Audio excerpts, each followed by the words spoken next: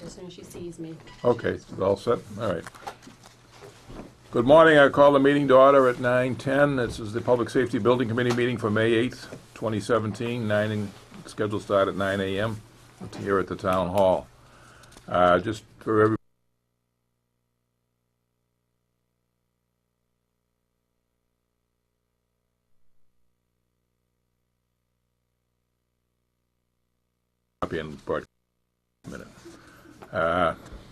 What I'd like to do is, because there's some technical people here, I'd like to go around the table just real quick and introduce everyone so we all know who we are, and for the potential television audience, they'll be able to tell. So, if you want to start, Debbie.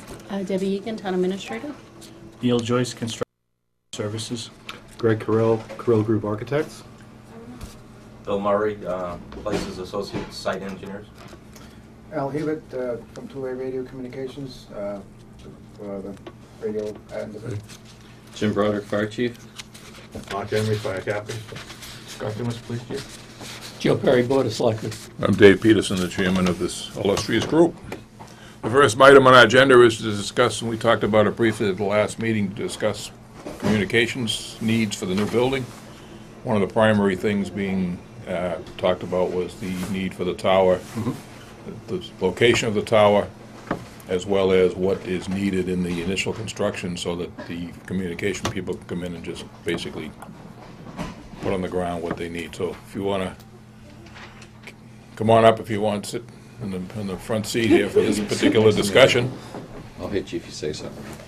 If I see something bad. That would be great. This is the gentleman who does currently the police and fire communications for the town of Raleigh, right? That's correct, yeah. So your floor is yours, sir. Okay, well, they talked about putting a tower behind the original location of the main tower. It's not going to move from roughly where it is in that area of the main tower. So we're talking about putting about 9 antennas and having the contractors provide probably 2 tubes from the cellar, which all the radio equipment is going to stay in the cellar, as far as we understand. And from there, the 2 tubes will give us entry into the building, a new entry, so we're not having to go through the eave of the original police station, which is probably going to be all changed. So there's entry equipment they can have that will go in the ground, just PVC tubes. Then from there, we don't have to do any kind of new change of construction. But the new stuff is put in, the contractor puts it in, and then we don't have to disturb anything. Then when the tower goes up, then we start running cables, hanging the antennas, and again, some of the antennas we can reuse, some we'll have to replace. They've got some age on them. So that part is just hanging antennas, installing them, and because all the equipment as far as in the stand is going to stay down cellar, basically, Chief, right? There's no radio. Location of the equipment's not going to be changing because your dispatch is going to stay in that same location. It's going to stay in the same area, yes. Same area, so. And now the only thing is how tall. Well, now the fire building's going to be a separate building, so you're talking 2 tubes, what lately, 4-inch PVC? Yeah, 4-inch PVC from the location of the tower, which is going to be right where the back door of the building is. I don't think we've quite determined, Oh, determined that, okay. determined that. But Yeah. in other words, you're talking 2 tubes to each building, or 1 tube to each building? Well, Because we're having 2 separate buildings. 2 tubes to the cellar of the PD, Okay. because the connectors and the cables are 3/4 in diameter, so you're putting 7, 8 in there, and that's going to take care of 1 tube. Have an extra tube for growth, as in other things added on, so forth, so on. So if you go to microwave or other things in the future, that extra tube you want to destroy the ground. Or, Yeah, we want to make sure that Yeah. we can Yeah, do that. 2 tubes would take care of what we need.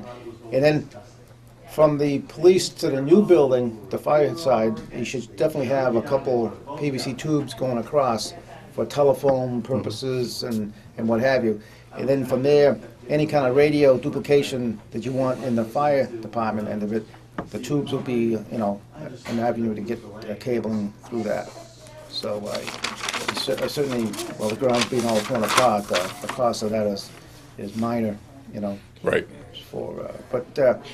The only thing you probably need for my end of it, maybe 1 tube, but certainly you guys must be providing some kind of access to both buildings on the ground of some sort, so at least a couple of tubes. It always seems you ask for two, and you almost needed three. I'm not sure, but it's not like you're building a large structure, but at least, same thing, 2 tubes from the police to the fire new building anyways. Two 4-inch, it Yeah. can all be 4-inch, that's adequate? Yeah, that's to- 4 inch, yeah, because my cabling is mostly 1/2 inch, 3/8 in diameter for cables. Okay, And then communication is gonna be all Cat5 technology today, so it's all small stuff, but still, you could have intercom, you probably have camera going through there, what have you, whatever's thought of, one tube's gonna be busy. Fiber? Fiber would be fine in my stuff, just that if you're running power from the building, vice versa, you don't want power in my tube, Of course. or anything like that, just the power stays So by low itself. voltage, yeah. Yeah, low voltage stuff. So, there may be fiber that, depending on the contractors do the cameras or the communications between the stuff. It could be they use fiber, but it's mostly going to be Cat5. But Chief Broderick, where are you putting, and it might be on the plans, I haven't looked at it that closely. Where is the radio, because you don't have a basement. No, it's gonna be the administrative offices, and then the radio room is gonna be off the apparatus space, so it'll kind of be in the middle of the building. Okay, so that, Well, there is that either you plan it, underground to come up, or you do it in the ceilings. But imagine the apparatus floor is going to be all right to the. There's going to be no drop ceilings there, but from office to office, you can certainly run communications cables to a location. But the middle of the apparatus floor, it would be ideal to probably have a tube come up from floor to floor. is that that'll be a dedicated room for communications? Yeah.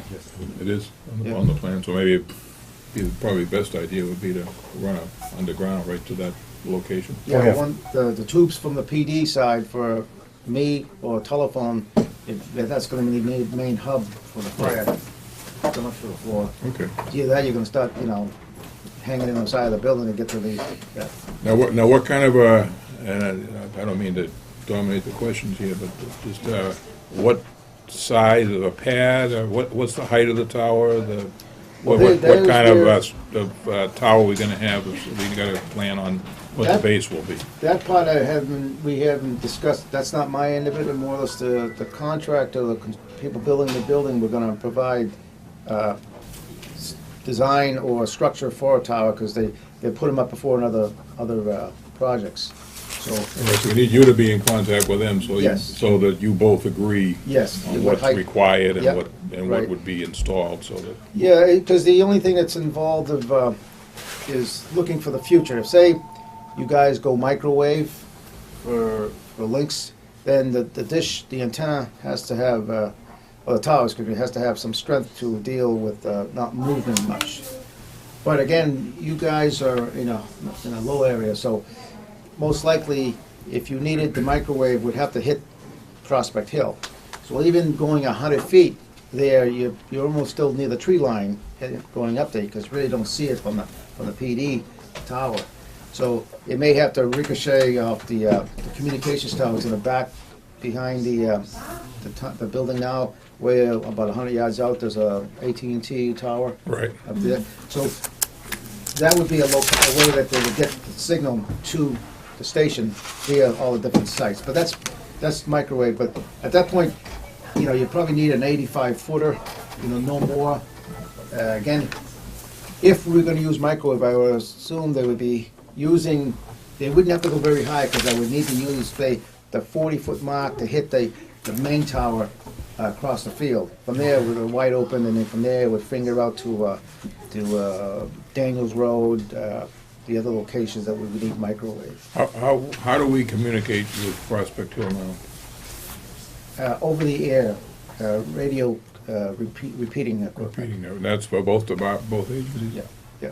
And just that in the future, if the system was going to be granted for the communications project that they're going for, that would be microwave for the way the system works. So right now, mine goes over the air, RF signals, and that's how it's been always operating.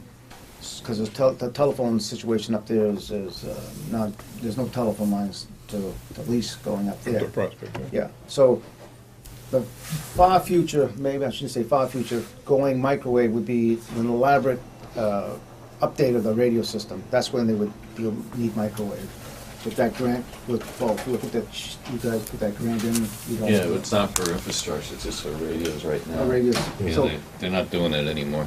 yeah, so that's most likely not gonna happen. So what are we doing on your radios that we put in for, or you put in for the grant? That's a new set of frequencies, or is that? No, I'll have Mark explain it. Okay, yeah, go ahead, Mark. Well, we just put in the federal firefighters grant for new mobiles, new portables, and a base station for 2 locations.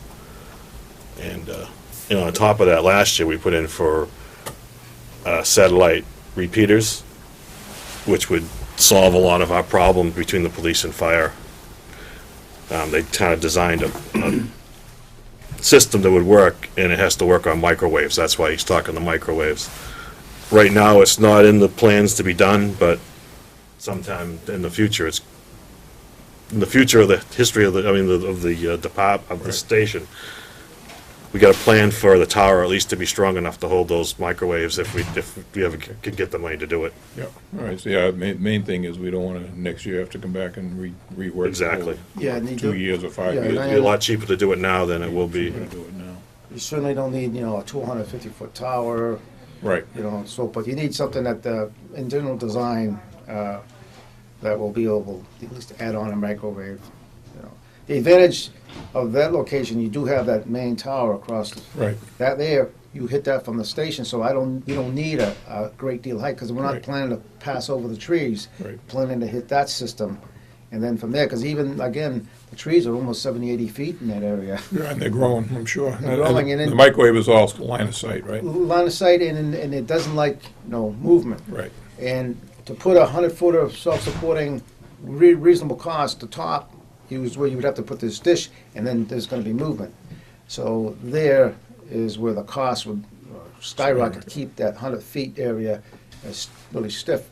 So it'd be prudent to hit the main Right. AT&T system. From there, it's just, you can see it from the ground level. okay, so if you got a couple of cards, or the chief can give the information Yeah. to the Greg and whoever Yeah. else needs it from, probably to Neil for, so they can communicate with you as this project moves along. No, And you who's guys can get together and, if, as need be. who has the tower people that would sign that? Or is it? Well, we aren't that far yet. Oh, As not to- that- I don't know what, that's kind of what, one of the things we wanted to work out was, Well, the tower is going to be provided by one of the vendors who does the technology okay, portion of the project. And we probably won't know that for a while.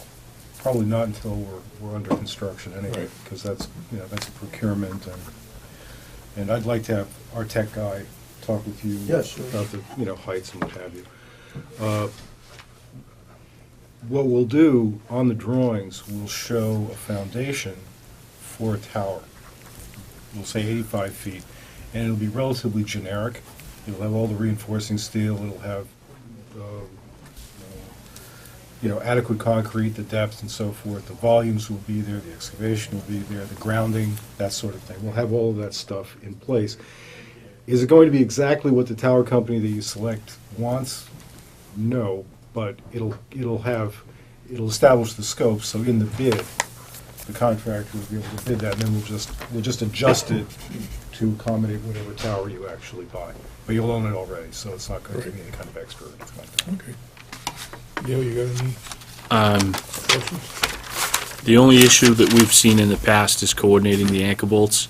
They want the anchor bolts to be tied in with the foundation, so I think we want to make sure, where we're not dictating schedule, that they may not have the information that they need to build that foundation when they're doing the rest of the foundation work in the buildings. Right. Just sort of make it clear.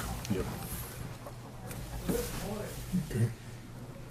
Either one of the chiefs, or Mark, you got any questions or concerns? We want to get them out now, so that, a lot of their discussion can happen outside. Yeah, we just gotta decide how we're gonna get the radios from I guess we want to use the same radios at the police station, just want to remote them to the fire station, so we just got to decide how we're going to do that and what the setup's going to be.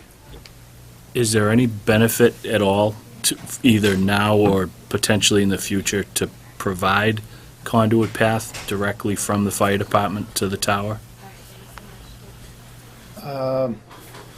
Yes, there would be. Say you want to hang a specific new antenna, and it doesn't need to go to the PD directly. You could put a third tube over there, so it goes directly there. If the tower is going to go where it may be in back of the PD, and the station, obviously, from the back of the building, the station, the fire is going to be to the left. It's not a great deal if you go into the PD and then come out with the other tube anyways, but it'd be nice, because who knows, it's just a straight shot. No, to your earlier point, it's much easier to do it now than it will be to do it later. Yeah, and then sometimes with the General Dynamics or the heading in the future, excuse me, the 911, General Dynamics is changing. Well, yeah, they already changed it. So in the future, if dispatching changes, and maybe it's centralized to somewhere else, then that tube would be ideal to relocate some stuff they need. Yeah, The only question I would have with that, and we can certainly put a conduit in, is that if this is antenna wire, I know that you have a signal loss over distance. yeah. The fire department is going to be several hundred feet away from this tower. So if you're going Cat 5 or Cat 6 from the fire station to the police station, and then running your antenna cable from the police station to the tower, you don't have the signal loss or the need to increase the cable size for your tower. Yes, correct. Depending what type of equipment, some equipment they use is the transmitting. I'm looking for the far future, maybe.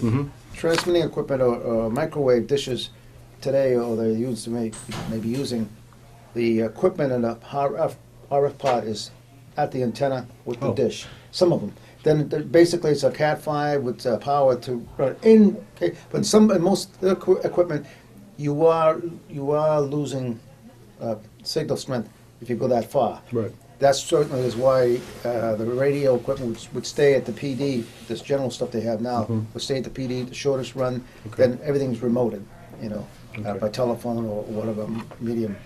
But it's not the.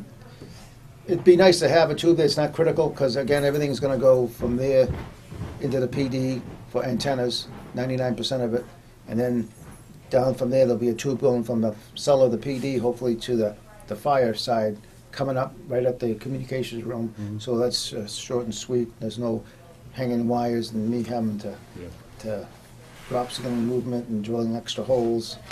It's sweet. It'd be perfect, Okay. We'll provide the conduit then. Yeah. Yeah. To me, this is the big void in all the plans as far as what is unanswered and what is actually going into the communication center. The conduit, the pathways in which we utilize is great and needs to be discussed, but what is actually going in the pathways? Are we using the old technology that is going to be in the building currently right now, or is it designed to upgrade the technology?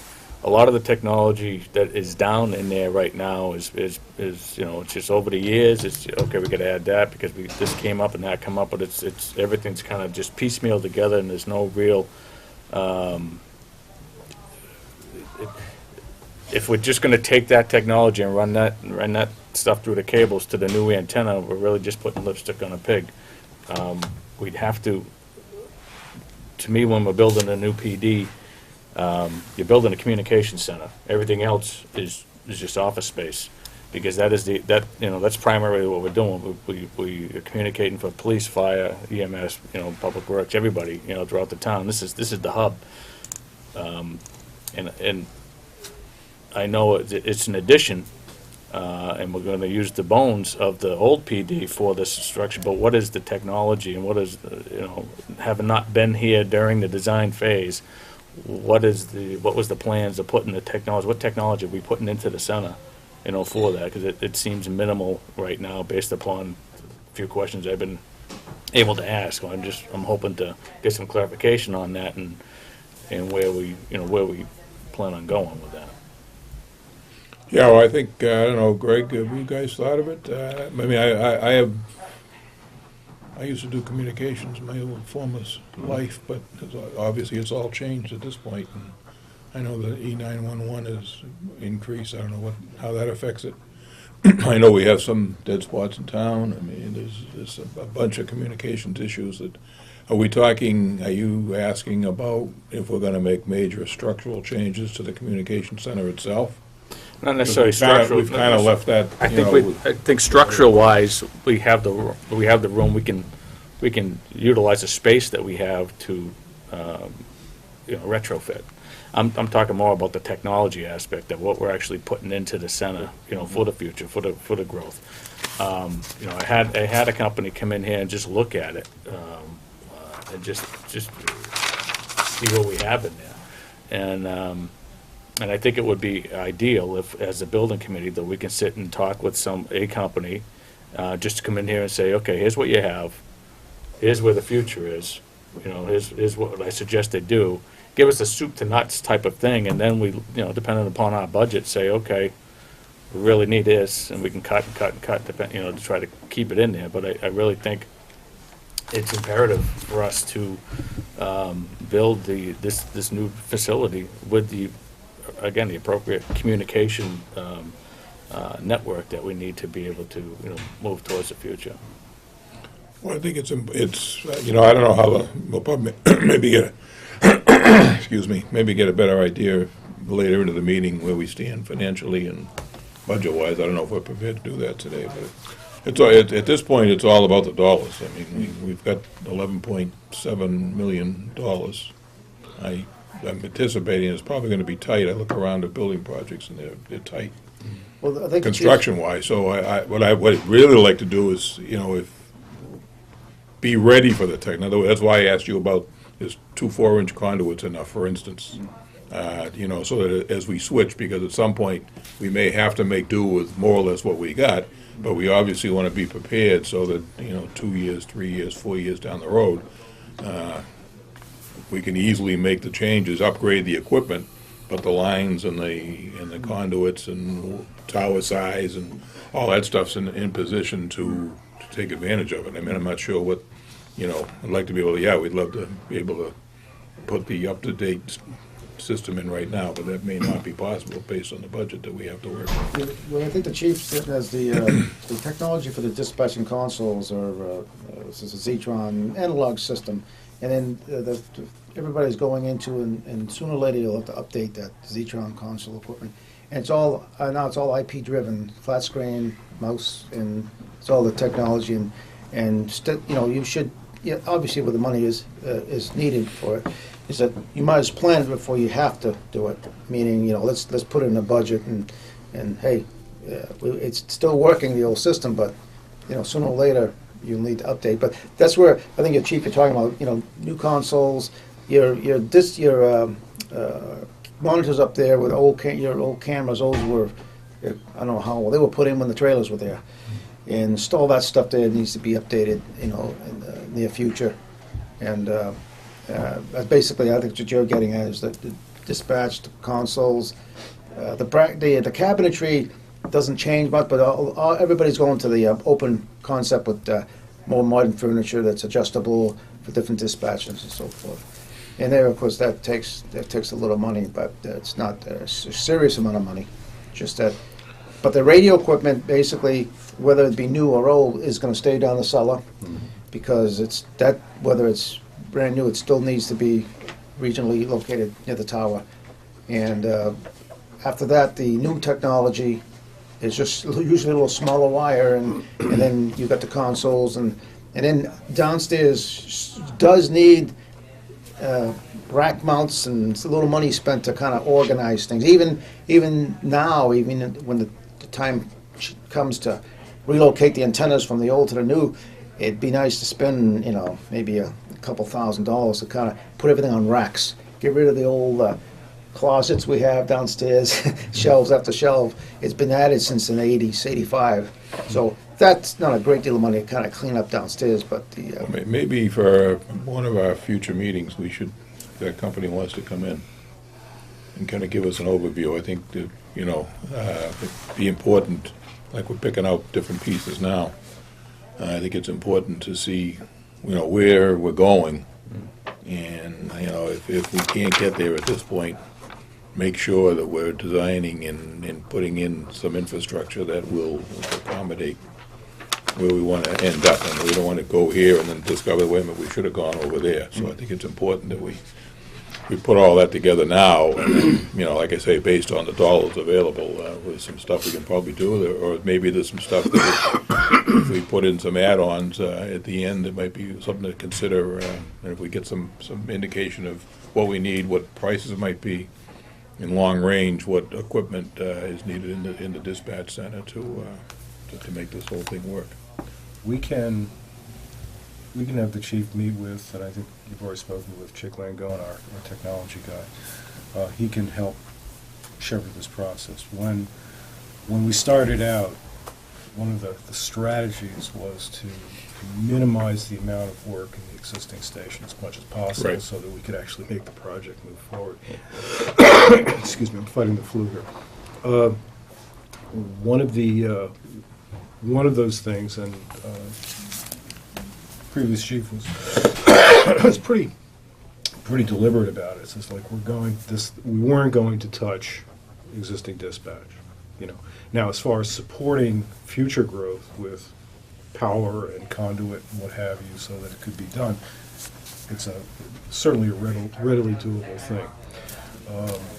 We do have a technology budget, but it's more for peripheral things, racks, some TV cameras, some access control, that sort of thing. What I'd suggest is that we do huddle with your vendor and our guy and yourself and put together a package. What would you like to have happen there? And let's see where it is. The numbers can vary pretty dramatically. There's some. You can buy dispatch desks that cost $60,000 a piece. That kind of thing. So we have to look at some of this stuff. And I think if we let's put a scope together and get a price on it and see where we are. Okay. And how that meshes with the rest of the budget and the project, we'll just have to All right, see. so why don't we leave it this way then, so we can move on? Why don't we have, Chief, why don't you have your man contact Greg and have you in the loop, and you guys can meet. And then at some future meeting, hopefully sooner rather than later, come in with, either a proposal or a number of proposals based on cost, et cetera, so that we can make some informed decisions and we won't tie up, into this meeting here. If you guys can do that, I think that would be. You can set something up before. Maybe we Mark leave. could be involved too, if he's our chief. Put him in. Yeah, just so that we're all, because it's, the last thing we want to do is build this building and discover that. Yeah, if we put new equipment in the police station, we want it compatible with. Exactly. what can be at the Everything's gotta police- work together. So they can communicate back and forth. Even if we so- can't do it now, at future budgets, we have to put in some money in each year for improvements and upgrades, at least it's all blended into a master plan, so. At least Okay, we know Craig phone isn't where we gonna- want to end up at, and Maybe, then we right. can. Cannon string. Getting that way. anybody get any more questions for the radio expert here? No, there's just probably more in the future, but, do you need my card? or- Please. Yeah. And the other guys Why have don't you my leave one number. for Debbie too? All right. Thank Yeah, you. the other Just so we guys here have it. have my number. Oh, jeez. Okay, very good then, we'll be in touch. All right, so- You deal with the chiefs all the time anyway, so. Yes, I do. I'm sure you're easy to get in touch with, and we're looking forward to working Yep, with you okay. on Well, thank you very completion of much. this project. Thank you very much for coming in. Oh, excuse me, sorry. I didn't notice it. Okay, so Good luck. with that, the next thing is HVAC. That would be me. That was you. Come on up, sir. Introduce yourself. Just so you know, you come in late. We're not live on television, but we're being recorded, Okay. and we will be replayed on Raleigh TV, so. I'm Mark Tocci with Crossfield Engineering. I'm Greg's mechanical, electrical, Okay. plumbing, and fire protection engineer. My background is primarily HVAC and some of the plumbing, but I oversee all the projects. So I think you want to dive right into HVAC systems. Right, we had some concerns about what type of, what's there in the building, the police station in particular, the building's brand new, and how we either meld that into the new system, upgraded system? And Well, leave it let's to talk you. about the existing police by itself right now. That system is at the end of its useful life. It's a single zone system. The cells, every time they have an inspection from DPH, the cells fail because they're always 52 degrees, summer, winter. The reason for that is there's one thermostat and it's feeling all the heat gains from the equipment in the building. So in the winter, it's not looking for heat because it's satisfied from the heat gains. So the cells are cold. In the summer, it's looking for cooling like crazy to offset the heat gains, so the cells are cold. So that really needs to be separated by itself. And then dispatch, in a modern station, you always have separate zone for dispatch. It's got to be its own zone. What's there now for equipment, if we were even to say, yeah, maybe we can get a little more life out of this equipment, it's not zonable. You can't have simultaneous heating and cooling. It just, the application, that they're unlike loads and unlike spaces. So, this whole thing, in every station it does this. It's not just Raleigh, but you got to break it up into zones. So that kind of leads me to get rid of the existing system altogether. Not only that, there's other things with it. If we were to try to upgrade it, there's no economizer cycle. We'd have to get some large ducts to the roof for 100% air intake and 100% exhaust. And it's, as Chief said before, this is lipstick on a pig too. Because eventually, you're going to make all these upgrades to it, and then it's going to fail because it's at the end of its life. So the systems that we were recommending, and we've done this in several places, is a inverter type heat pump. There's very costly systems that are full-blown VRF, which is variable refrigerant flow. And they're nice systems, they're costly, the controls are a little bit complicated. But then there's a simpler system called multi-mini splits. And so what those are is we would have, the indoor units are called heads, right? So in this room you might have one head, in that room you might have another head, and then another head, and all those get piped to a single suitcase-style condensing unit, not the big ones that we all have in our bushes at home. And we rack those somewhere, do 2 high, and they have to be on stands to get them up off the ground because they do condense in the winter. Those So are outside or inside? you have the condensing units outside, and then the heads are inside. There's a head, so that's similar to that. Right. But you would have several of those piped to one condensing unit. So when you're talking ahead, you're saying something similar to that? Yep. Ceiling mounted. It would be a Ceiling mounted, ceiling. but They yeah, have it's not- all different styles. Right. So for the cells, we would take and go with a ducted, and because we can't, they don't make them secure for cells. You know what I mean? Right. Yeah, It's just a grill that you see in an office, and they don't make them security type. So we would take and have ducted, and the cells would be one zone. Dispatch would be a single zone, but it would have 2 units in case one fails in the middle of the summer. So we'd have some redundancy there. But those would be piped to one condensing unit outside. So, and we would do that throughout the building in series. And what this gives you a lot of, first of all, the heat pump technology has changed a lot. Usually when people hear heat pump, they're just not thrilled.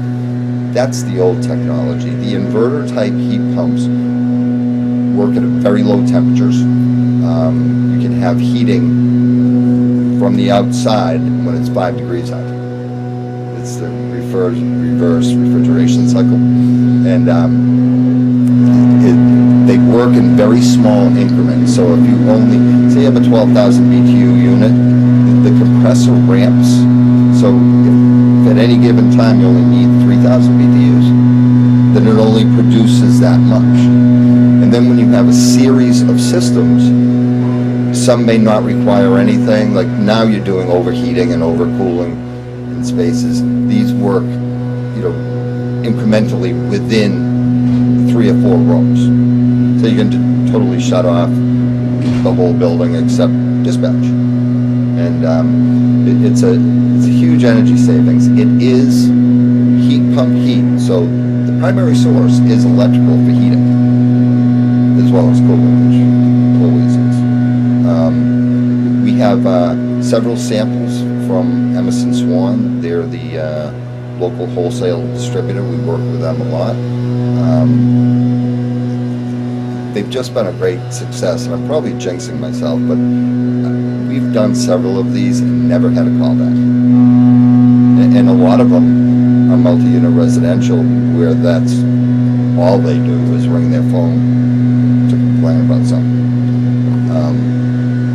So they've been a great success, and the cost is probably almost half of what a full-blown heat pump system would be, and probably almost half of a hydro air or a furnace type system.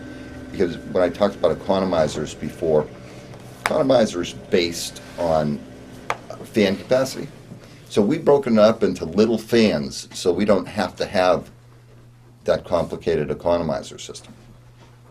What an economizer is, you have controls that discriminate as to the best source of energy, whether it's outside air, if you're in a shoulder season, spring or fall, or it says, no, we need mechanical cooling, and it closes down the outside air. So they're pretty smart systems, and the system that I'm recommending doesn't have the complicated controls. What comes with the complicated controls is cost. They're very expensive, and they're always changing the programs, and Greg and I have been through this.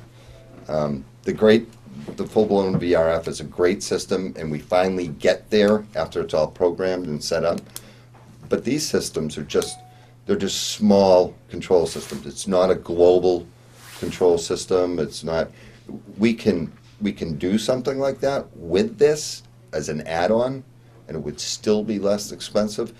But I don't think you want to or can afford it for this project to go crazy on control. So, not being a heat person, other than I just replaced my furnace for a lot of money. Okay. We're talking about not having a furnace. Correct. You're talking about, you said the units outside, the condenser units, will heat at 5 degrees, or they heat at 10 below. We get a lot of, we get a 2 or 3, We at can get a least 2 or curve. 3 nights of winter when it's 5 or 10 below, So close to that. I think there's safeties built in the curves that they give us. They give us temperature curves that say you're going to get so many BTUs at this temperature and that temperature. And again, we have not had a callback, and we all know that it gets to the minus numbers. Right, so what I'm asking then is if, in this particular system, if the temperature is 10 below, and is that going to produce enough heat at 3 o'clock in the morning so the dispatcher's not sitting there with a jacket on? I will get, the design for Raleigh, I believe, is 5 degrees. I know realistically what you're saying, that. Yeah, I mean, we want to be prepared for, say, I mean, I've seen it in my time here, 15 below or better, and I'm just concerned that, So with a furnace, it just runs longer. This sounds like kind of a system that where you draw in outside air. That it somehow doesn't we draw get- it in. It tries to extract energy out of the outside air, which there isn't much heat energy in 5-degree air. Right. But the technology is such that it can do it. However, I can get a curve for 10 below. And what we would do is we would oversize the condensing unit. So if the indoor units equaled 36,000 BTUs, we might have a 48,000 for those areas. So we can extend the curves, and if minus 10 is your goal, Yeah, I'm not sure but I think we need to kind of take a look at that anyway. No, that's Because the one thing I don't want to see up there is like you, in the middle of winter, you walk around this building or the Space annex. heaters everywhere. Everybody's got electric plug-in heaters in their office because their office is too cold. And No, and- obviously, this old system here, we can't regulate room to room. But I want to make sure that dispatch in particular, because they're the ones that are going to be there 24 hours, and the daytime is going to it'll warm up to 5 degrees. It's not, very rarely does it ever stays below zero during the daytime. But I think at Another- night, it's, we can Another easily thing get that we do is, in all the buildings we do when we use this technology, is we have a supplemental gas high-efficiency boiler, and we put baseboard where we think there's problem areas. It's not a full-blown hydronic system, but it's just, you always have problem areas. Baseboard might be tough in a dispatch area where I Well, think, I don't think you're gonna have much need for heat in dispatch. I think your well, yeah, they can. load is cooling year round. But, Okay. you know, Michael and my So what are office, the advantages of this? And I think we talked about this before, and anybody else jump in, to this compared to getting a furnace and I assume an individual furnace, like similar to what we got now, or what most of us are familiar with, and an individual AC unit or a combination, you know, a furnace that also has an AC unit attached to it. I think our question from the town side is, you know, we're all familiar with those, they all work relatively well. I don't know, in a building like this, you know, what are the pros and cons of this new system versus the old technology of, Well, I can mention a couple of things. As Mark said, this is more, it's going to be more economical to build, certainly. The other thing is that because of the nature of the buildings, we're somewhat limited in the ceiling height that we have between the ceiling and the structure in these buildings. Normally, we like to have, 3 feet or so, and in this case, we've got about 18 inches. So we have to be very careful about ducted systems, about how much space we have up there for running air around. So well, in the existing building, we can get up into the attic, but that's also an issue, because that ceiling is right against the underside of the structure. To amplify what Mark was saying, that it's not uncommon for particularly sensitive areas, and it's often usually an administrative area where you have secretaries that are sitting in a place for a long period of time to run a strip of baseboard, and you end up with a little boiler just to temper the space a little bit, just in case. But performance-wise, I think that the best thing to do is get some if you will, some references, some places that have actually used it. I know Mark has put together a list of that, Dude, I so that you on can my phone. you can investigate that to see how well it works. And I think there's some possibilities here. I just it certainly simplify. And the other thing is a very simple system. Really, you're basically pumping refrigerant. There's not a lot of moving parts. There's not a lot of fans. There's not a lot of moving ductwork or anything like that, or dampers. So it makes it a little simpler than what you have. And maintenance should be virtually non-existent. But the biggest thing the though pretty- is it's electrical, right? Right. It's all driven by electric, and that cost, that's a cost. Well- It might be cheap to install as far as maintain month to month. So I think this is why it's important for us to maybe, I don't know who wants to take a ride with me at some point in the next few weeks, and we go see a site and talk to people that actually have them. As I explained before, and maybe I said it too quickly, is the way this technology works is it doesn't just bang on 12,000 BTUs and bang off. It works in increments just to satisfy the immediate demand. So your compressor is ramping, so it really keeps the electric costs down. And we're going to work with the manufacturer to see what we can get for rebates. I don't know what the 2017 rebates are. They used to be generous, but every year they're getting less and less. So we're going to go that route too. Can't promise anything on that because I'm not that familiar with the 2017 rebates. But Timmy will know. Tim from Emerson Swan. Let's do this. As you mentioned, let's set up a road trip, take a look, investigate it. If you're not convinced and you're uncomfortable with this, we'll shift systems. We'll do Is something this for else. both buildings or Yes. just? Both, yeah. Both buildings. Yeah. I think that'd be a smart move. yeah, I think so. See, one of my concerns is I worked in the physical plant at BU for a number of years. Mhm.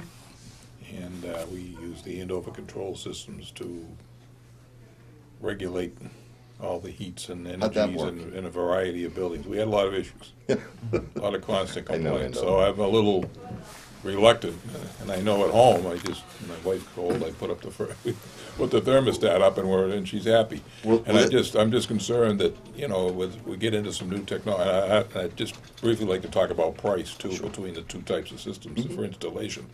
I'm just concerned that, we're running into buildings where there's basically 24-hour day operations. One person comes in and they're cold, the next person sitting one desk over we used to get that at BU all the time. This person's too hot, this one's too cold, they're in the same room. Yeah. So I mean, I hear that my whole career. I mean, it can be a vicious cycle, so I just wanna make sure that we're getting a system that's gonna perform for us, basically defect-free for the most part. Yep. And at the same time, show some economics and hopefully in running over the long term, because we're looking to reduce electric bills and so on and so forth. And I guess what just, before I get back to you is, so does that mean, so we're not heating with a gas line, like there's gas in the police station now, we assume we'll put gas into the fire station, that we're not heating, but this system doesn't heat the buildings with gas.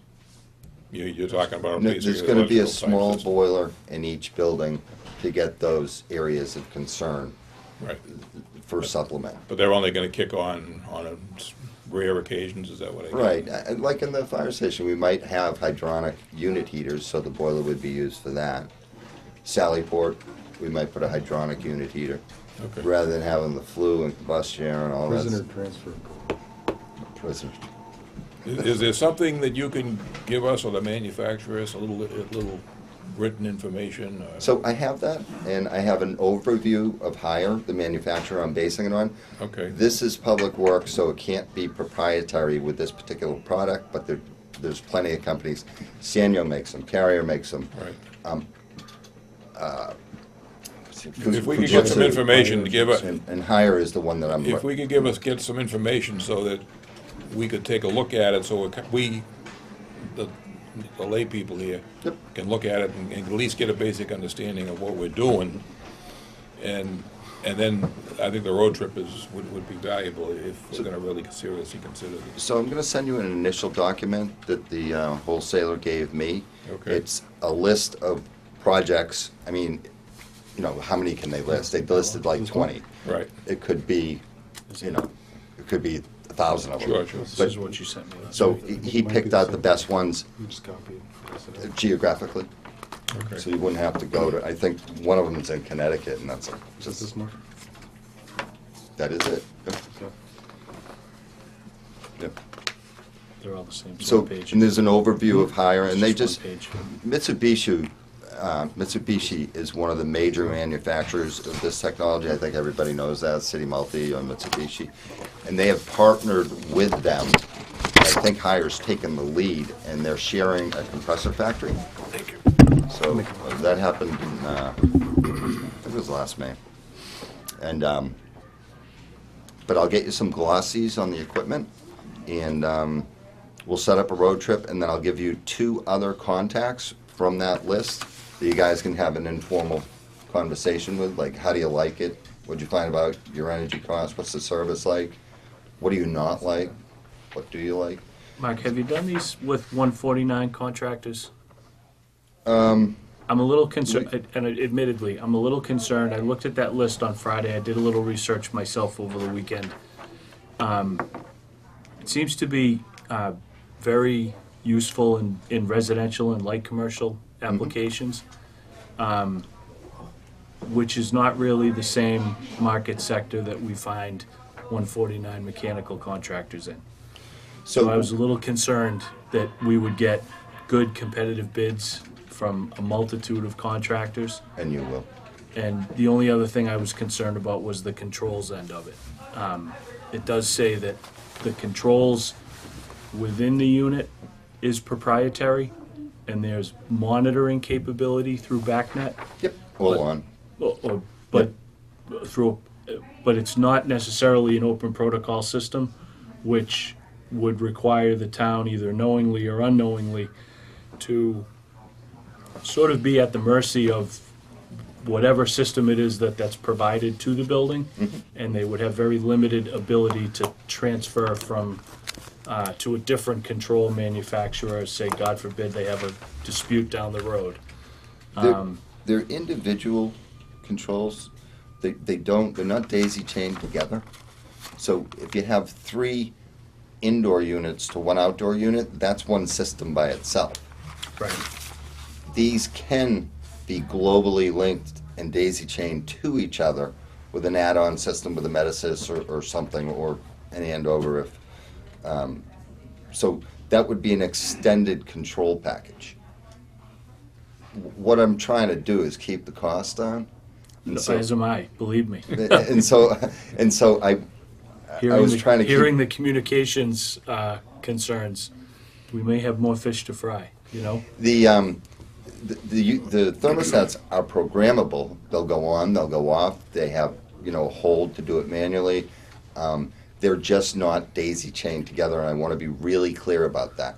That would be an add to the control system to have it go to a town link. Yeah. Or and as far as manipulation, I think it'll just give you errors and not manipulation from a remote location. Right. So That's- as long as we're that's- very clear on that. That's how I understand it as well. I just want to be really clear on that. Yep. So what comes with that is economics. It's saving money. I mean, believe me. I have to say, though, and having done some very sophisticated control systems where you can control from off-site or even within the building, program everything, we have heard over and over again, give me a thermostat on the wall that I can set, and that's what I want my room to be. If I set it at 68 degrees, it's going to be 68 degrees.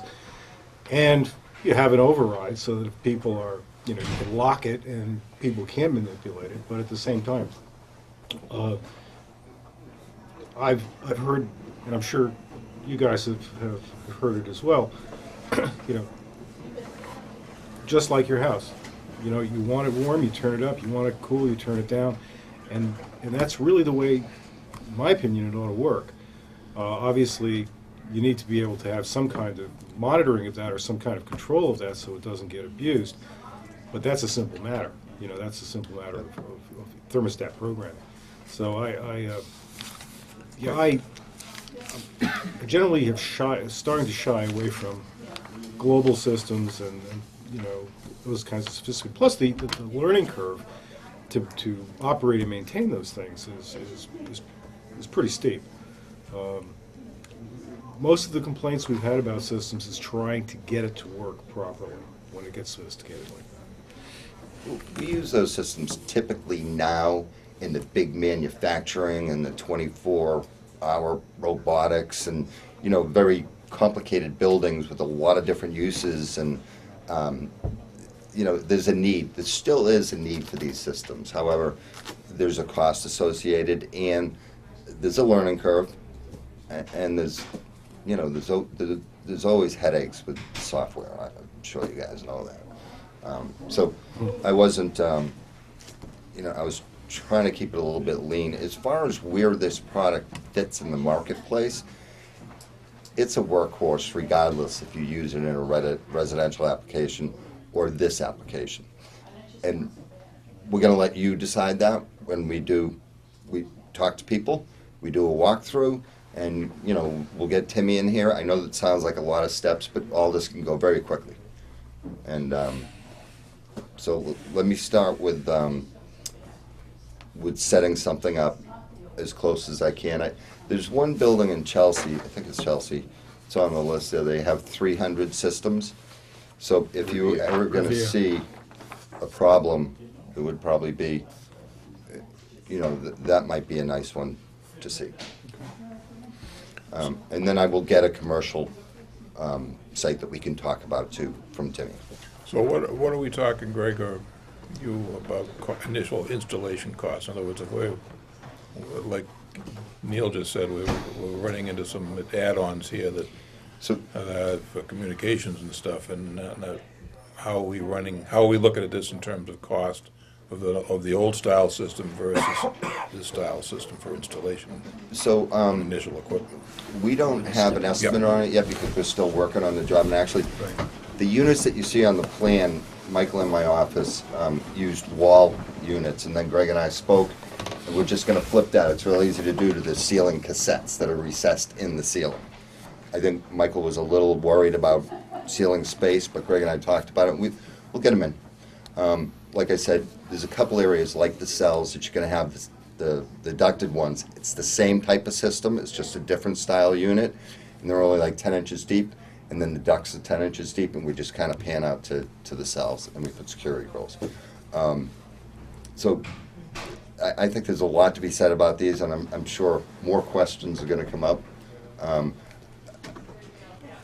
I'm not dodging the question. I know you were asking about cost. I don't have a number about the cost, but I think that it's probably 40% less money than a conventional furnace system, or the full-blown VRF. In modern police stations, we're not really using furnaces like that anymore. I know that that's what everybody can relate to, but there's a lot that goes with it. Like in dispatch, we want 2 units, and to have 2 furnaces with flues and intakes and combustion air, and it just gets, it's a lot. And these, I find these systems are an answer to all that. And it simplifies things. I'm not here to sell anything. I want to do what's best for the town and what you're most comfortable with. So let's just give this a chance, and we can do anything that you want. And I'll be very honest with you. If you say we don't like this or we don't like that, either I'll get an answer or I'll say you're right. All right, so then why don't we, if you can get us some hard information, I will. pamphlets or Yep. written information that we can kind of look at, that would be great. Give us a shot, I don't know what kind of a time frame we need to set up a tour talk to Tim. or I'm thinking go some- meeting somewhere. Next week. I don't want to make it a open meeting where we got to post it and everything, but a couple of representatives from the committee. Yep. This 2 week or sheets. next week? Yeah. See what you set up. Yeah. I called Tim over the weekend, and I wanted him to come this morning. It was really short notice for him. Yeah. But, he's like, oh, call me if you need me from the meeting. And we've done a lot with them. He's always in my office. We could make it the following week, because Mark's on vacation, and there'll be only 2 of us in the station, and trying to get someone to cover for me would be problematic, so Okay. the week after would be better for me. So 15, 22, the week of the 22nd, right? Yes. How much time, Greg, where are you in the design stage? Have we got time to examine this thoroughly? We do. We're about 50% through documents at this point. Okay. All right, so as long as before you get into that, as long as anybody, any other questions or concerns at this point For me? we'll let you Yep. get out of here if you want. Anything, you all set, Neil, anything? My only question was, with cost being such a question, Greg, can you talk to Peter and see if he could provide a comparison between a conventional or an air-based Sure. and one of these? What we're going to do too is that after we talk about the drawings today, these would show that system are going out for an estimate anyway. Right, that's So what I was trying to he'll- get to. He'll have that number, and he'll be able to, it'll be a real apples to apples kind of comparison. When we do the walkthrough, I will have the salesman there, who's a sales engineer, and then the tech guy, Noah. And so what I'd like to do is send you 3 dates and times for the week of the 22nd. So like 23rd, 24th, 25th, anytime you pick it during the day. So I just got to look at my calendar, and I got to coordinate with those guys. Right, okay. So, and then I'll get you names of other people you can just cold call. We'll give them a heads up that Yep. Raleigh will be calling, so you won't be calling and, Yeah, who are you? yeah. Okay, that's good, all right.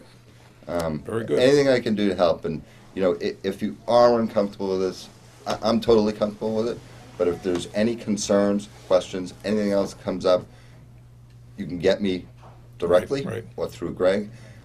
So Greg, the information that I send through, should I send it, I'm gonna send it to you and you'll copy everybody, right? Yeah, actually, whatever, The thing that you sent me, which I sent to Neil, we just passed out copies.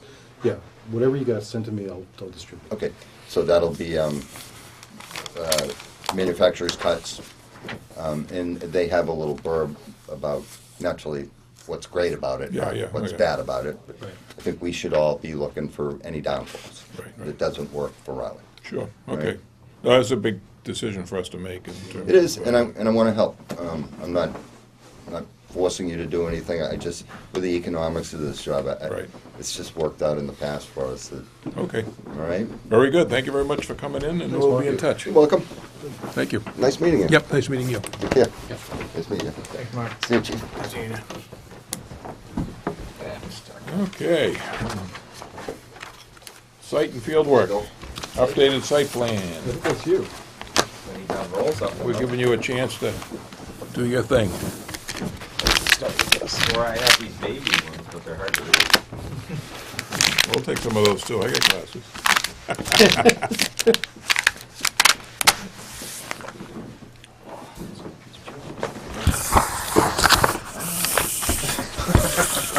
Let's talk later. All right.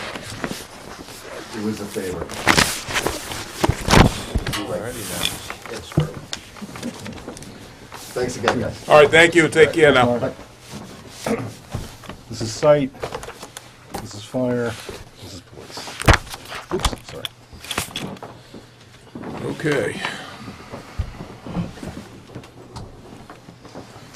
Good going, good going, good going. Hey, everything else has got it. Change already, huh? Jeez. 50%. Yeah. We do adapt, you know. Okay. So again, Bill Murray, Places Associates. Gonna run you through the site design where we are and talk about permitting.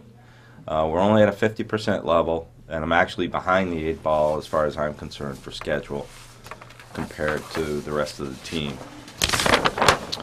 So the first pages really are just boilerplate notes. This plan C1 is barely populated, but what it is existing conditions and demolition. So that's what the site guy or whomever shows up, and it's site demolition. So anything inside or near the building, that's him. All right, pop these apart. Unstable. I guess, yeah. Just easier to do.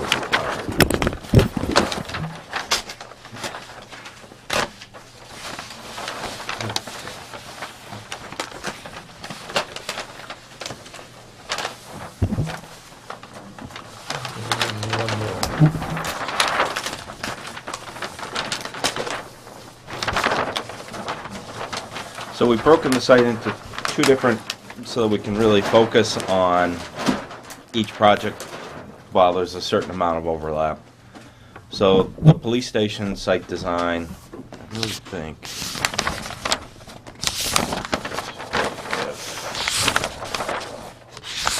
Trying to find the one that's most descriptive. Yeah. This one's kind of the most descriptive in my opinion, and shows everything. So this is the basic layout plan. A single entrance driveway. Things have changed since the original design. What we've got is the prisoner exchange with a drive-through in either direction. The parking lot is now more oriented to the fire station than it is the police station. But what it does do is it gives us nice, secure, segregated areas so that this is a public parking lot, and we'll have signs here and here saying secure, secure, and again over here authorized vehicles only. So the fire department is a drive out in both directions. One thing that we're still working on, so it is a work in process, no question about it. We know we need to get a nice level landing area for practice over here. I really want to see if I can pull this driveway in a little bit more and reduce that radius and reduce this radius, making this a lot smaller if I can. For the simple reason that's a lot of pavement, but this is our first swing at it. It pulls things in because we really are into the, there's the big ledge pile, and you can see how far we are into the gravel of the playfield. But we've got all the basic components. The site's been graded.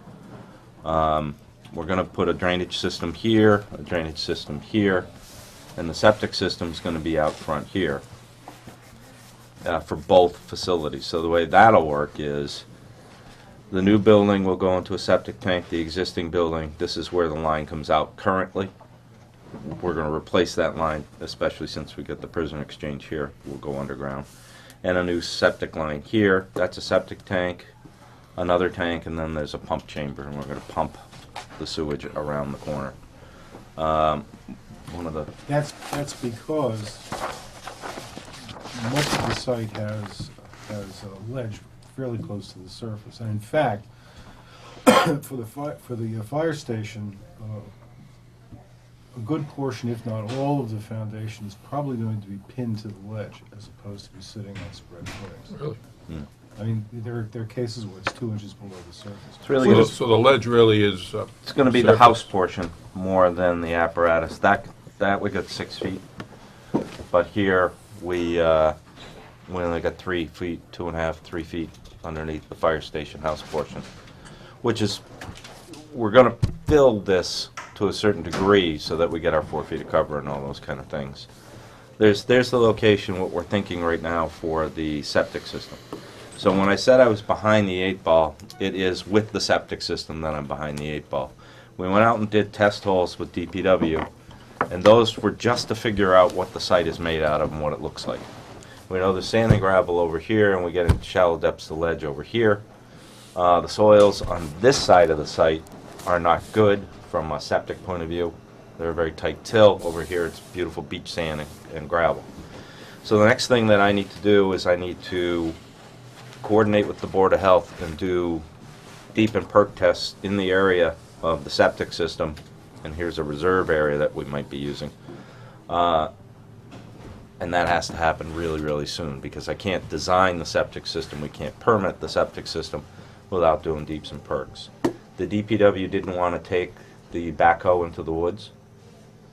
So in order to do those test holes, we need a backhoe or a small excavator, and we're going to be in the woods. So we're probably going to need to hire an outside entity to help us with that. I had a question is who's going to be the applicant to the Board of Health? In other words, can the town administrator sign that application or does it have to go through this board? You just sign that? Yeah, I mean, we have full faith in Debbie's ability to. I usually sign for the wetlands. And we get somebody to blame if it isn't right. Okay. With the contract. Yep. All right, no, that's fine. We'll work through Debbie because she's So the one that's here all when the I time. leave here, I'm going to hit the assessor's office and I'm going to check in with some of the permitting people so that they know that we're on the way. One of the things that Greg has mentioned is this dashed line is the front zoning offset line. Right. And the building is designed over that line, which means the only way that's allowed is if we go to the Zoning Board of Appeals for a variance. And a variance is the hardest thing to get in zoning. It's deliberately so. And a variance for new construction is even more so. So I'm just Well, I've checked with. putting that flag out there. I've checked with the planning board and the building inspector, and we are gonna have to get those variants. I Right. don't anticipate it's gonna be a big problem. There's no residences close by, nobody's gonna argue against it. It's just a matter of probably, and obviously you can't be 100% sure, but I'm anticipating that it'll go as quickly as the system allows it to go. Right. In other words, whatever hearings, whatever advertising, because at the same time, I believe we need to, this is within the Zone 2 well area, which is also Zoning Board of Appeals. It is, except that if we can keep the impervious to less than 15% of the lot area, and the lot area is pretty darn big, which is one of the reasons why I want to reduce the pavement over by the fire station. Right now, the design that I've got in front of you is 14.7% impervious. Okay. So we don't need to go to the ZBA with this design for that. Right. We're under the threshold. We will need to go to the Board of Health for the septic system. We'll go to the Planning Board for site plan review. Conservation Commission has to sign off that there are no wetlands, which is something I need to follow up with you on. And they also handle the stormwater runoff, the Right. conservation agency. contract that the original surveyor had included a site investigation by a wetlands expert, and the Board of Health won't conduct testing unless we file formally with the Conservation Commission, or we send a letter from a wetlands expert saying that there are no wetlands within 100 feet or resource areas within 100 feet. So they, to the best of my knowledge, they haven't done that yet, and they need to do that. And that was in their scope. But this is pretty straightforward. You know, the aesthetics of the front, we're going to have to change. So the only one that's within the 50 feet then is this one, this is an extension? That on the whole current front police is- station? Yeah. That's the addition? That's the Oh, that's right, yeah. 'cause new it's the construction, right. other. Okay. So in order to get a variance under Mass State law, there are 3 or 4 very specific criteria that have to be addressed. So that will be part of our job to address them. Uniqueness of the lot, earthen conditions, et cetera, et cetera. So we'll make that part of our. Right, yeah, I'm hoping, I'm expecting that it'll go fairly easily. I mean, there's no, I don't, there's a lot of times you run into residential issues and stuff like that. Here, we're far enough away from all of that, that other than some people that are down this end on Circuit Drive, I don't think it'll be an issue. Is there any limitation to the septic disposal field in the setback? No. Okay. That's got a 10-foot offset. One of the things that we have done, though, is we're using a innovative technology. Otherwise, this thing gets almost twice as big. It becomes really big. We're using something called a Presby system, which will require the town have a maintenance contract. It's required by code that you have to have a pumper or whomever with a maintenance contract that pumps it out at least yearly and reports on its condition. But that's a very wise thing to do anyway. Yeah, that's a good idea anyway. Yeah. Well, It's before you usually turn to not- the chiefs, you guys got any comments or anything you wanna, or anybody that wants to add anything? Yeah, so I've already coordinated with our water guys, but we haven't coordinated with the water district. Good luck. Water's coming in, gas line. Mac's on the water board, so he Yep. can help us out on that. Gas will, Backhoe? gas will come in wherever they need it to be. I've already informed Crossfield that they can't do anything over here by the septic system. Right. It's pretty straightforward. This is the impound yard, will be fully fenced. We don't know whether you want a fence there or not, to close that off or not, keep this very secure. I heard tower. I hadn't had a tower on my plans before, but there's plenty of room in any of these islands to put a tower. As Greg said, what we've done in the past is we simply say, you will provide an 8-foot wide by 8-foot long by 10-foot deep Pad. anchor. Anchor. Yeah. Greg, you're looking right around here, right? Because in order to keep the lines short. Yeah, yeah. I mean, the existing one's right here, and it's just really a pad right there, right? Well, one of the things that I've been mentioning to Greg is I really want to take this bulkhead out, What is that bulkhead? twist it. That's the So- access to the basement from. Oh, So I want to turn it sideways because it's a real awkward space there. I mean, that's why all of this is now oriented to the fire department. If we can turn it, landing stairs going up, or actually stairs going to the rear, to the tower or whatever.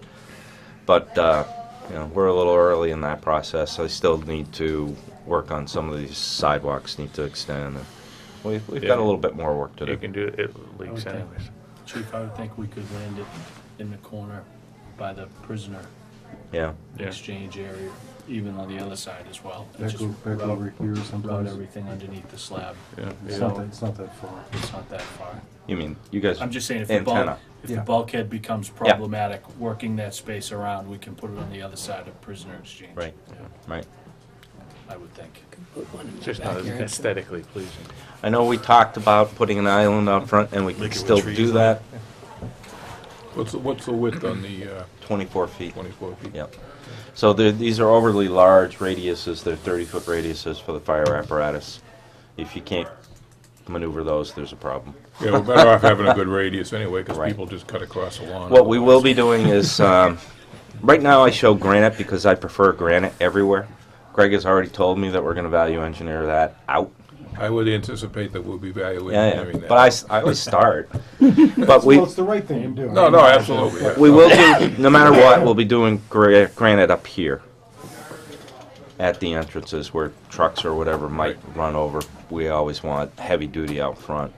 And then whatever kind of curbing we use to the rear is yet to be determined.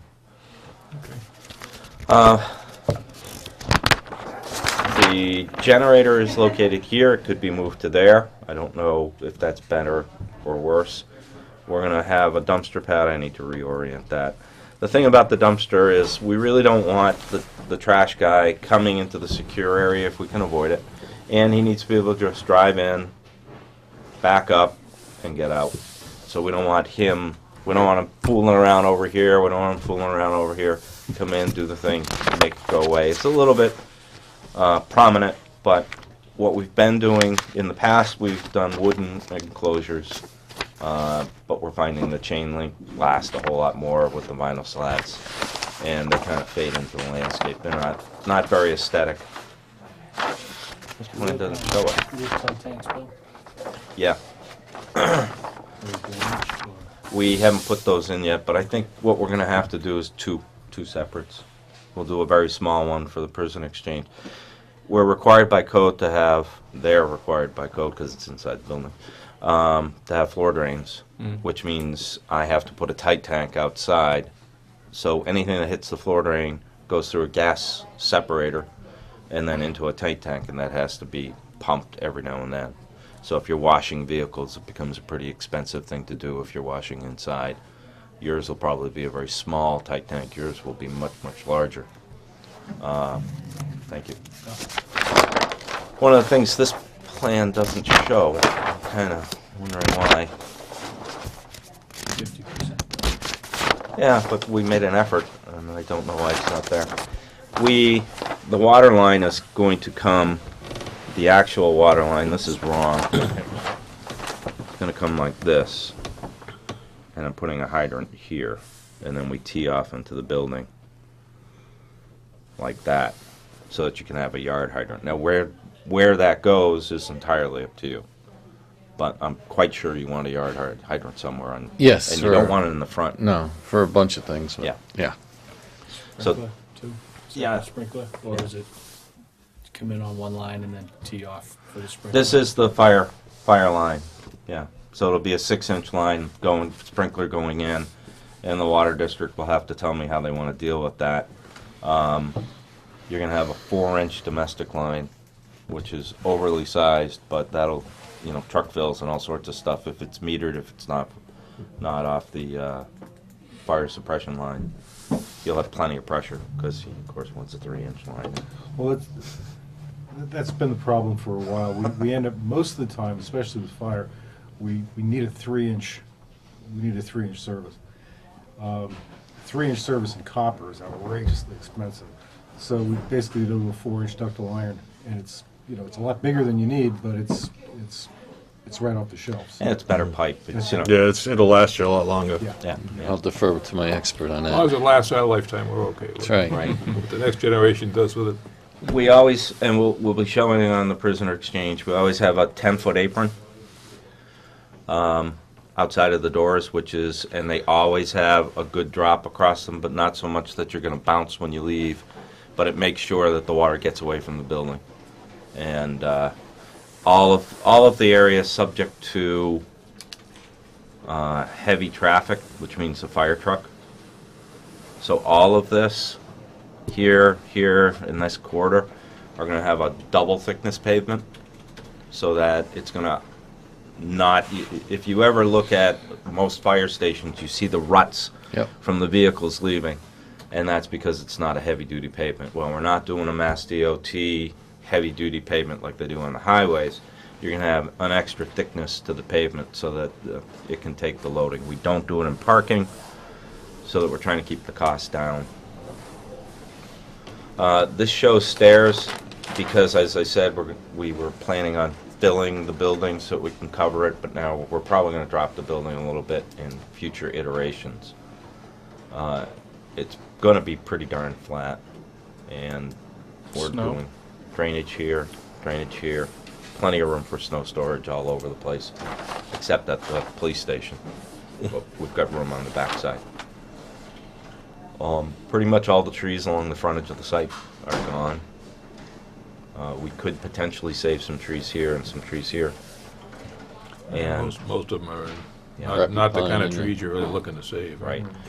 And We could you know, replant at a later date. we're going to try not to use. Well, we'll see what the drainage really gets into. I just asked the question, why is it, you got Smith Lane relocated, where is Smith Lane currently? It's right there, except that what we're doing is the island. Okay, Is we're encroaching. well, this is the entrance, is there now? No, actually, the entrance that's there now comes out over that wide. Does this encroach on the next lot? No. No, we stay on our lot. Let's see if I have it in other drawings. Yeah. Oh, here we go. Topo. So here's the island that exists today, Okay, oh, yeah, yeah. and what we're doing is it's now that's going to be the relocated Smith Lane, and then here's our drainage system design. We're trying to minimize it as much as we possibly can, and because I really do, I know I can't pull this too far in, but I really want to pull this in, this whole island, and make it much smaller and reduce the impact on Smith Lane. So we'll be looking at that as we move forward. I mean, little islands like this, that would be paved. That would be a concrete island with some signs in it, and that it's kind of a plow hazard, and I'm not really sure if we're going to keep it there or not. Just striping. Yeah. Okay, so one of my concerns I brought up a number of times is the parking for the field areas. Yeah, so the whole site is fenced. So this site is separate from that. One of the things that I didn't bring, and we did do, is we did a parking space analysis of the ball fields. So that if somebody were to pave it and stripe it, this is how many spaces you'd have. But I just didn't bring it. And I don't know how we're going to address that. Okay, good. Is that in a written form, or is it a? It's a plan. It's a plan. Is Yeah. there any way we can get that, just to look? Absolutely. I would like to look at that, Yeah. because we would, parking is a real issue up there. Understood. As we all know, Chief. Yeah. the Oh, chief yeah. And deals we're- with it daily now, and the fire chief will be dealing with it when he gets there. We're encroaching. And I just, we Pretty run good. a lot of games up there, and we, Yep. because if the town needs to do some adjustments to parking, which I'm sure we're gonna have to, we need to know sooner rather than later, so we can potentially plan for that kind of work, separate from what you're doing here. Because I think originally we talked about maybe, having an add-on or something, but it sounds like that's not gonna be really doable, because I'd rather do an add-on for communication center or something than an add-on for a parking lot. Mhm. But, it's something we need to plan on, and we need to be able to tell the citizens and the parents that Right. we're taking them into consideration with the I mean, parking. this is going to be part of our project, or we have Right. always thought that. Yeah, but yeah, because we we're- definitely need Yeah. a roadway over to that, and probably some parking off that. We may need to put some parking down in between Right. the fields, or on the backside. We went out there, I don't know who went out with me. Tim from the Recreation Commission, I think Brent from Conservation went out.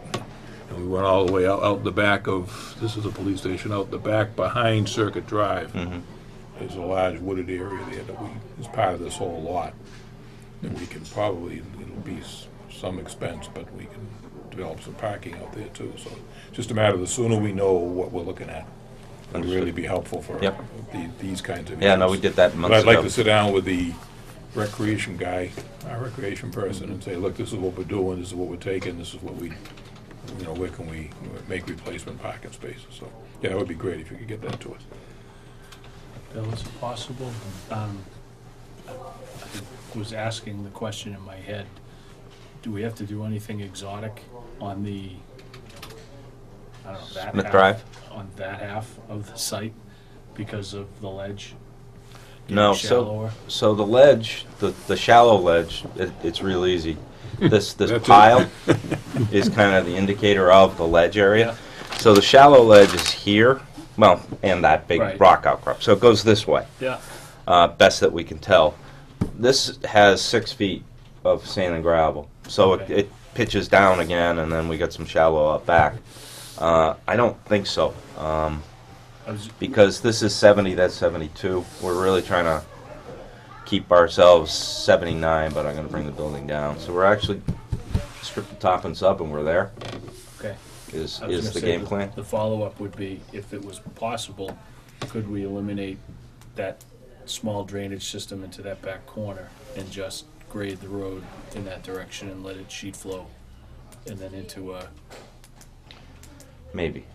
And the reason I'm being coy is we're in the watershed protection no, district. I understand all things considered, I'm thinking drainage is expensive to begin with. When you do drainage and ledge, it's twice as expensive or more. Yeah. So if we could possibly look at that.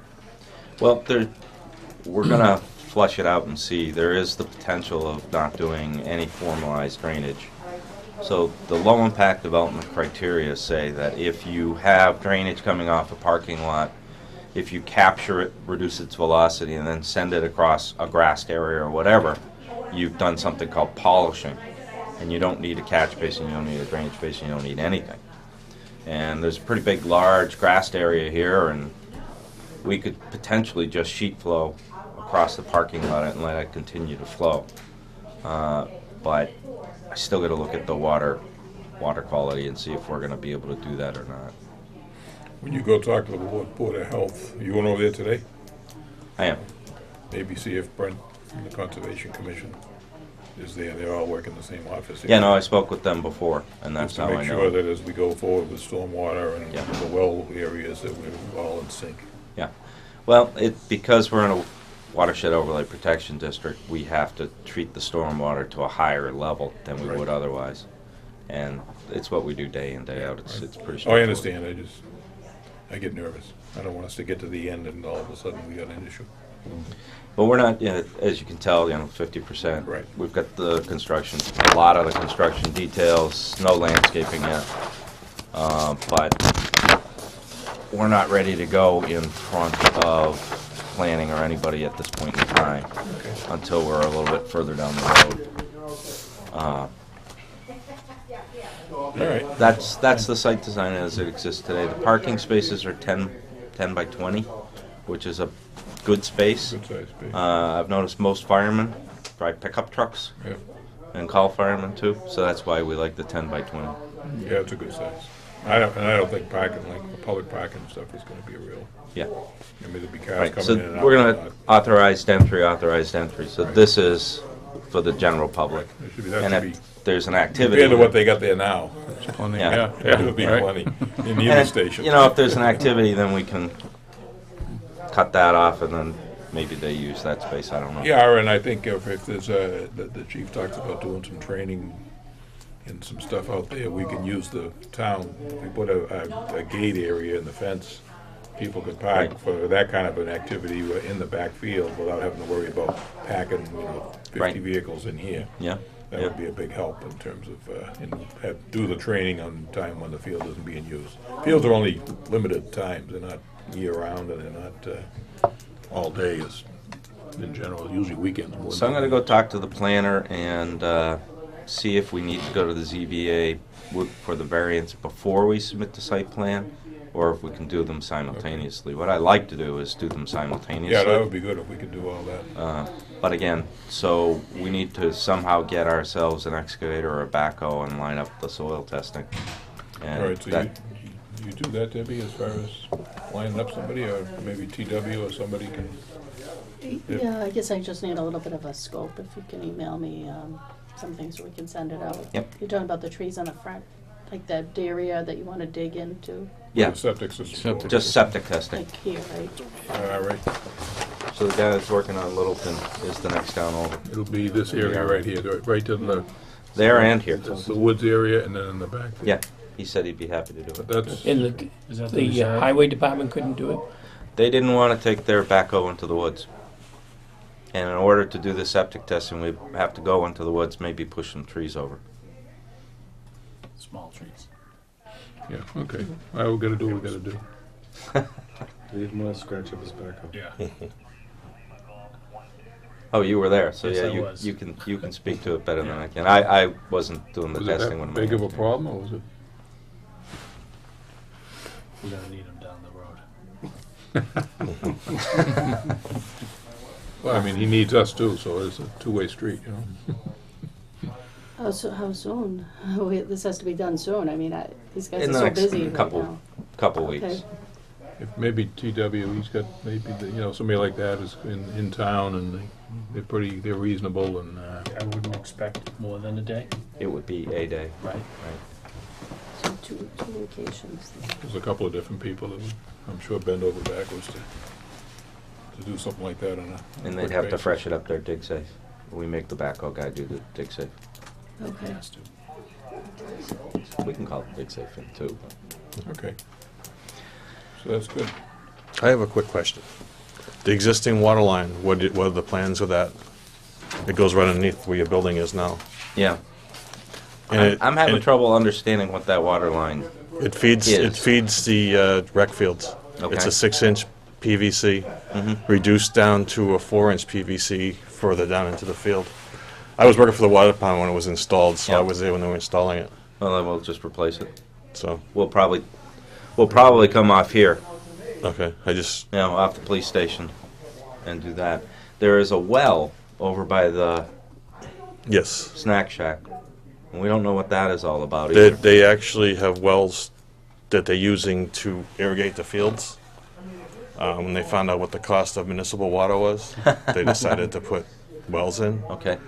But with that being said, they're still using it for domestic water for drinking and. The well? No, the municipal water. Oh, okay. That's why we can't eliminate it. It's still being used. Yeah, that's easy. Okay. Yeah, I just kind of confused as to what that water line is all about, because there's a well here, there's a well over here, some overhead wires that they didn't get, and there's a very major culvert over here, and that's going to be, that's going to be really significant, because apparently there's ponds in every spring. I've looked at it, doesn't look like a wetland, it doesn't have wetland species. That's why I need the. Yeah, probably The just. DPW pointed out that it tends to fill up, and then I can't imagine it holds the water very long No, based 'cause on it's sand. what they found, but Right. Heavy rain in the Nonetheless, pond and then drain off. it's there, and it seems like it picks up the flow. It flows from the other side, the high side Right, of right. Haverhill Street. Yeah. So, and if you go out there and look, there's not much there, so it seems like it's just surface flow from the But other as side. I said, I'll get you all clouded, because we need more topography back here and back this corner. And Okay. those are a couple of things that they didn't pick up. Very good. Anybody else? Got anything else? You got my email with the dimensions on the truck? I did, and that's why I'm saying, so we have a program, it's called Auto Turn. And what it is it's specifically made for designing driveways, accommodating unique vehicles. So the chief gave me the configuration of the ladder truck, which is the biggest vehicle, and it's a single. It's not articulated. Because an 18-wheeler could do a whole lot more than a straight. And that's how I'm going to refine this. This program plots the tire tracks, plots the overhang, so that we know exactly what it can and can't do. And I just haven't, I got that, 2 days ago. Yeah. So All right, good. that's what I want to do. I really want to shrink this down. I mean, we're going to leave them a big area like this, but this driveway really needs to be a lot Yeah, smaller. I think the more we shrink the hot top, the better off we're gonna be. Yeah. Definitely. Well-field wise too, I think. And one of the things, maybe, instead of doing head-in parking, we pull this halfway out and do parallel parking there.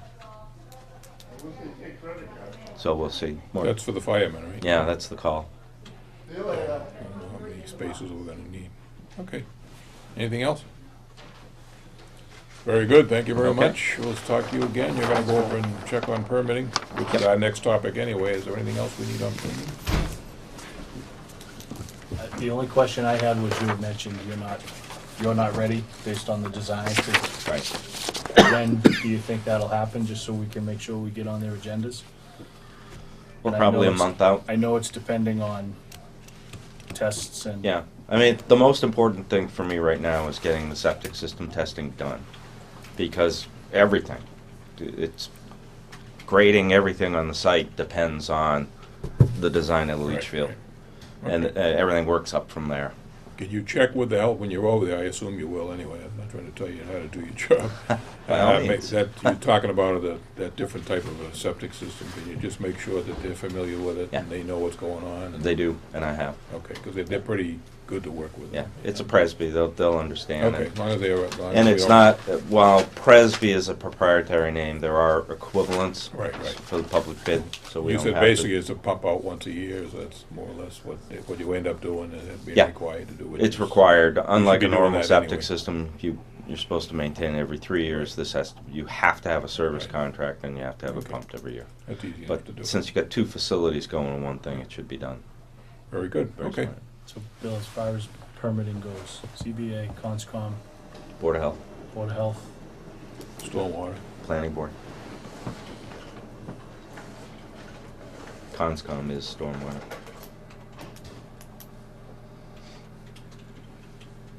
CBA, Conscom, Board of Health.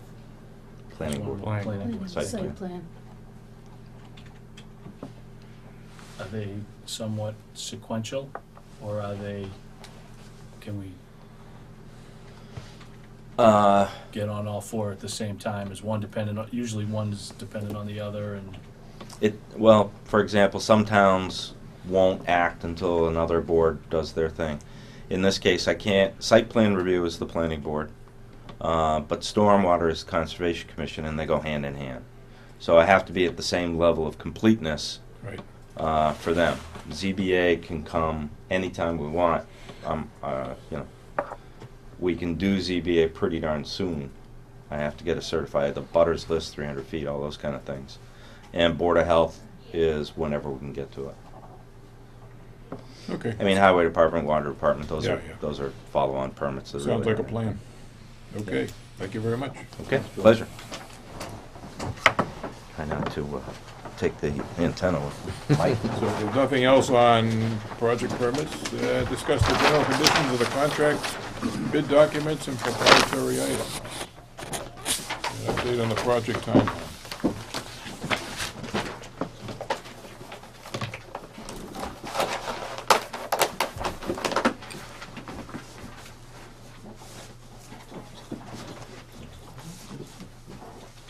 Thanks, Al. Yeah, take care now, thank you. So Greg, Okay, you have the front end. It's being reviewed. It's being in the lawyer's hands. It's in the lawyer's hands. I'm waiting to hear back. Okay, let me know as soon as you have that. Yep. I'll put that in with the, as you know, the way we're structuring these is that we're going to have basically 3 packages of documents. We're going to have a set of drawings for fire, a set of drawings for police, and a separate specification, technical specification for each of those. And then we're going to have a front end, which is going to cover the whole contract, which is what the lawyer has right now, as well as the site stuff, which will apply to both buildings. So it's site and front end, and then the other two packages.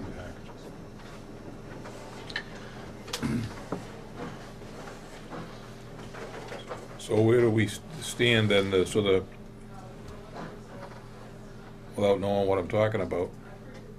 The bid documents are in, These are the bid documents. do we have an indication from an updated cost estimate, or is that too soon for that? Actually, it's happening this afternoon. Okay. This is the 50% set. Yeah, We're going to make some notes on it and send this out to our estimator. Hopefully, we'll have it back in a week. He said he might be able to get to it certainly within 14 days. And that's going to Pete Timothy, the estimator that we've been working with. So we'll have an updated estimate okay, probably 2 weeks from today. very good. So does that pretty much cover our proprietary items? Have we pretty much covered that, or we don't, nothing? we have to identify, if we are going to specify any proprietary items, they have to be identified and approved by the selectmen before they get incorporated into the I document. keep you there. We're going for We 2 hours. can do that very late in the process. It's not something that needs to be done now, Okay, and they tend to add cost yeah, I'm sure. to some degree. Are we looking at, do you think there's gonna be many proprietary I type keep- items? So far, I haven't been able to find any. Okay, good. Okay, there's nothing here that isn't,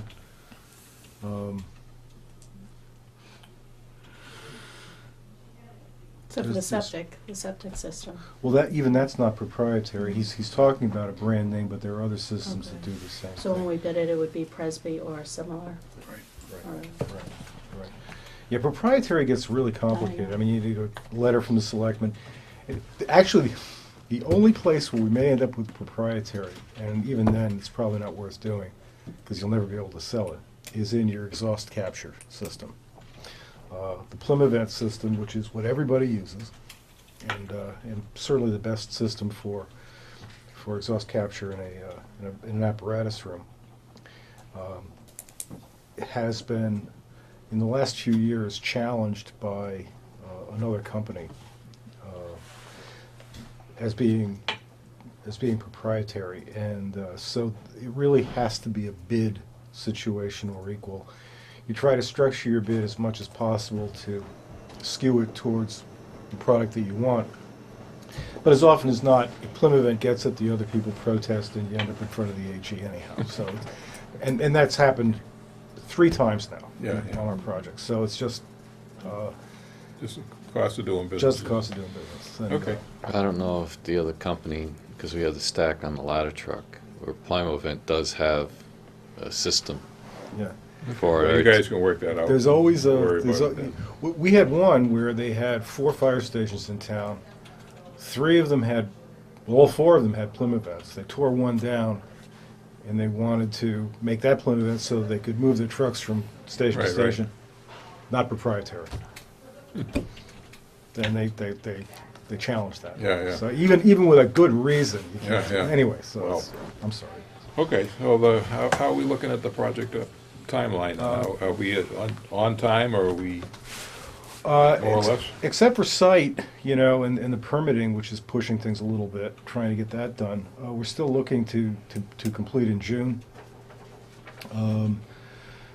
I think we're, certainly documents-wise, we're pretty much on schedule. Barring unforeseen things, and when the estimates come in, if we have to do Right. any kind of surgery to it, it might affect it.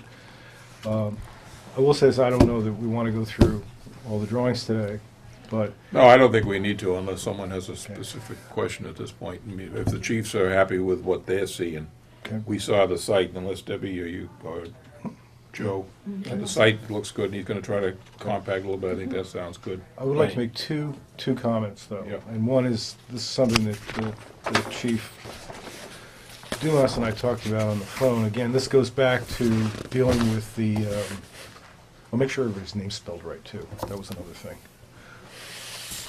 You can do that anytime, but just want to make sure that we're listing everybody properly. This is a work in progress. But one of the things I wanted to talk a little bit about was this. We're talking about adjusting the dispatch room, whether we want to move this wall to here and make your booking room smaller, basically, than what we're showing it. Well, the confusion was, right now, that's a hallway. Right, Right here is a hallway. correct. So, was booking room by design being expanded? Yes. It was. Okay. So if we kept it the same size that it is now, moved that wall to here, Mhm. it expands dispatch, Correct. which will allow, depending upon which design system we have, where we go, the workstation. Right now, the workstation's set up over here, it's really just moving it over to this corner and that corner will give us the wall space, but We can certainly do that. that was the only question. If you're happy with a smaller booking area, then that's fine. The space works, and again, and Greg, that's just a wall, and I think a lot of that might be dictated by the meeting that we have with the vendor, when we all, as a group, meet with the vendor for a dispatch area, that can just tells us, the ins and outs, and Okay. why that might be functional. Just wanted to get clarification as to where that wall was, and if it could be moved, if it was gonna be a big deal. It's not a big deal, something we should know about, when we can. Right. Let's after we have our meeting with tech, Yeah. see what they want to do. If we need to move the wall, move the wall. Otherwise, you keep your booking a little bit bigger. Right, okay. Okay. What do we thought, what's this? This is a correction that we made. We have a storefront Oh, okay. operation. It's not going to be 2 windows and a door. It's going to be an aluminum storefront entry in front. Okay. And the only other thing, and it's not really something I need to show you, something we wrestled with was the attics in both of these buildings, trying to give you some space up there. Spans were pretty big. The framing was getting pretty hefty. And our structural engineers made a recommendation that we frame the roof in those areas with scissor trusses. And I'm not sure if you're familiar with what those are. When you do a roof with an attic, and you have walls, and then you have the floor, and then you have the roof. Okay. And this area becomes the attic. These members we're getting, because they're 30 feet long, are getting very, very heavy and very big to support the roof and give you this space. And then we looked at putting maybe steel up here to hold it up. There's an animal called a scissor truss, which basically takes another member and puts it here, and another member and puts it here. And these things get hung just like a regular truss. You buy them, they're manufactured items, they're all light. And this becomes your attic space. You lose a little bit of space because the ceiling is coming down a little bit, but the whole thing is wide open. It's probably going to be close to 20 feet wide in the length of the building. So it's a good sized room up there that you're going to have. So this was just a change that happened in the last week. What are we talking cost-wise? Oh, it's a small fraction of what we'd be doing otherwise. And that'll give us a better snow load and things like that?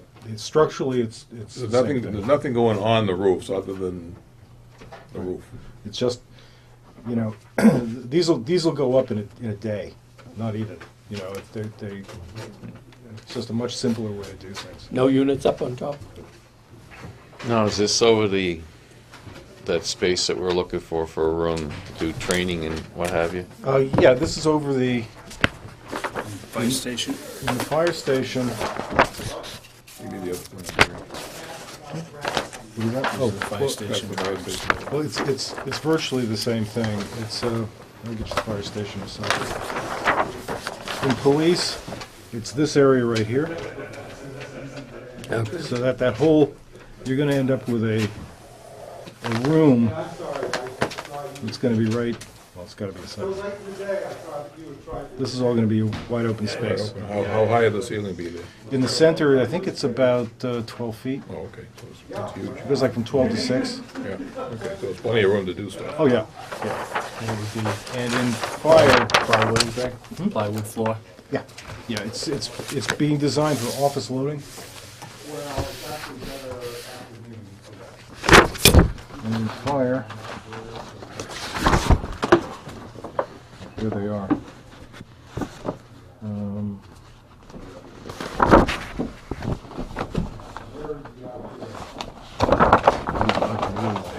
Fire, it's this whole thing. So you have a room up above, it's that full length of the building. And the trucks are over in there. The trucks are over I here. think we're better off putting the extra Yeah. stabilization on the Yeah. roof anyway. Oh, yeah. We get the last couple of winters with the heavy snow and the wet snow, it's the last thing in the world we need No. is loading issues on the roof. It has to work one way or the other. But to make it work with conventional framing, I mean, these things are getting just enormous, and it's a lot of wood, it's a lot of timber, and probably some additional steel to hold it up. Yeah. It's just not, it doesn't make sense. All right, How'd you get access to the space? Stairs? We have a stair, Just a conventional stairwell? conventional stair. so do you have a problem with that, Neil, as far as? All I right, like so the one, utility of it. Most departments appreciate extra space, records or yeah, whatever. no, we need this, the space is valuable, we don't wanna lose any more than we have to, but on the other hand, I wanna make sure that, Just want to be able to put the weight training in the maze up there for training. that'll be sufficient room. So what you have here is the architectural drawings, the structural drawings fire protection, plumbing, HVAC, and electrical. They're all the Okay. sections. All right. Any issues, questions, concerns? Think we're good? Sounds good. What, police department trailers, chief, are you? We talked about this briefly last week when you weren't here, but Right, so, right now, I mean, I'm still, I'd like to squeeze into that building as best we can. We're already making plans to do that. There's a couple issues. We received 3 bids to kind of button that up, separate the trailers and the main building, and then kind of button it up as to, what we're gonna do for the exterior, just temporarily, so it was weather tight anyways, until whatever they do on the outside of it. 2 of the 3, after having received those bids, speaking with Debbie, we had to provide them with a prevailing wage sheet. So 2 of the 3 have been provided with the prevailing wage sheet. One that just hasn't reached back out to us. So I guess we're at a position, once we hear from that person, or we can, I mean, they got the same notification everybody else did, and it just hasn't gotten back to me. We can make a decision based upon the 2 that do have it. They're relatively in the same ballpark as far as, the costs associated with that. There is additional costs that we're going to have to do as far as cutting all the electrical into the trailers, and then figure out logistically, how that's going to work and how that's going to function. And then there's the issue of, we're going to have some equipment that we need to, some furniture mostly, that we're going to need to store someplace. We talked about, I know we talked about the classroom building over at the annex, maybe as for office space. Or we could use it, if we're gonna utilize it for office space, perhaps we can utilize that for storage, I don't know. I've also looked at a couple of storage facilities around here, relatively cheap, to store the furniture in there. If the space is available at the annex, it's temperature controlled, and it's gonna be better for the furniture that we store there, as opposed to something that's not temperature controlled exterior. So that's just for consideration in that regard. Collectively, as a group, we're committed. Everyone is pretty much aware we're gonna squeeze into that building, and we'll make it work. And hopefully any cost savings that we have there, we can. are you talking the second floor of the annex? Or where are you talking? There's a classroom building with the Ups- is this for the elevators eventually gonna go up Yeah, there? Yeah, that's that one there, Yeah, okay. We're talking about hiring a mover to move all this stuff, I assume? yeah, probably, I mean, I think we're better off than paying our own people to get a bad back. I'm looking at yeah, that. because in the long run, it could cost you more, right? Yeah, exactly. I mean, I think sometimes it goes quicker, it's easier, what the cost is. Yeah. And, otherwise, like we use the highway guys to do some minor things, but I think our major moves, I think, and those guys will pack everything up, put it where it belongs, and when it comes time, we unpack it and move it back. I'd prefer to do that, I think. Yeah. From our experience here at Town Hall, when we did some floor work and stuff, it just works out so well. It's just, you're not imposing on your people to, kind of put the arm on them to, you gotta come in Saturday and move furniture, that type of sure. thing. They're probably willing to, but I think we're better off to, if we can, anyway. So it's really mostly, a decision needs to be made, so, okay, that's what we're gonna do, we're gonna go with that person, we're gonna store it, and then I'll come up with a schedule as far as moving. I'm gonna have to get an electrician in there to figure out exactly what needs to be, what can be cut, what has to be moved. I'll have to work with, our IT people, with PRS group, that we have in town, Jared Samuelson, to look at the IT component and just making sure that we can stay up and running. Don't cut anything that shouldn't be cut. For sure. Now, what, But then there's also the cost associated with removing the trailers themselves. Now, especially if we move them, I had little success negotiating a reduced price anyways, even if we were going to go with their trailer. Now that if we don't go with any trailer, there's still gonna be the amount, 10 and change, close to $11,000 to have those removed. So that cost is there, and then, again, it's just a matter of when.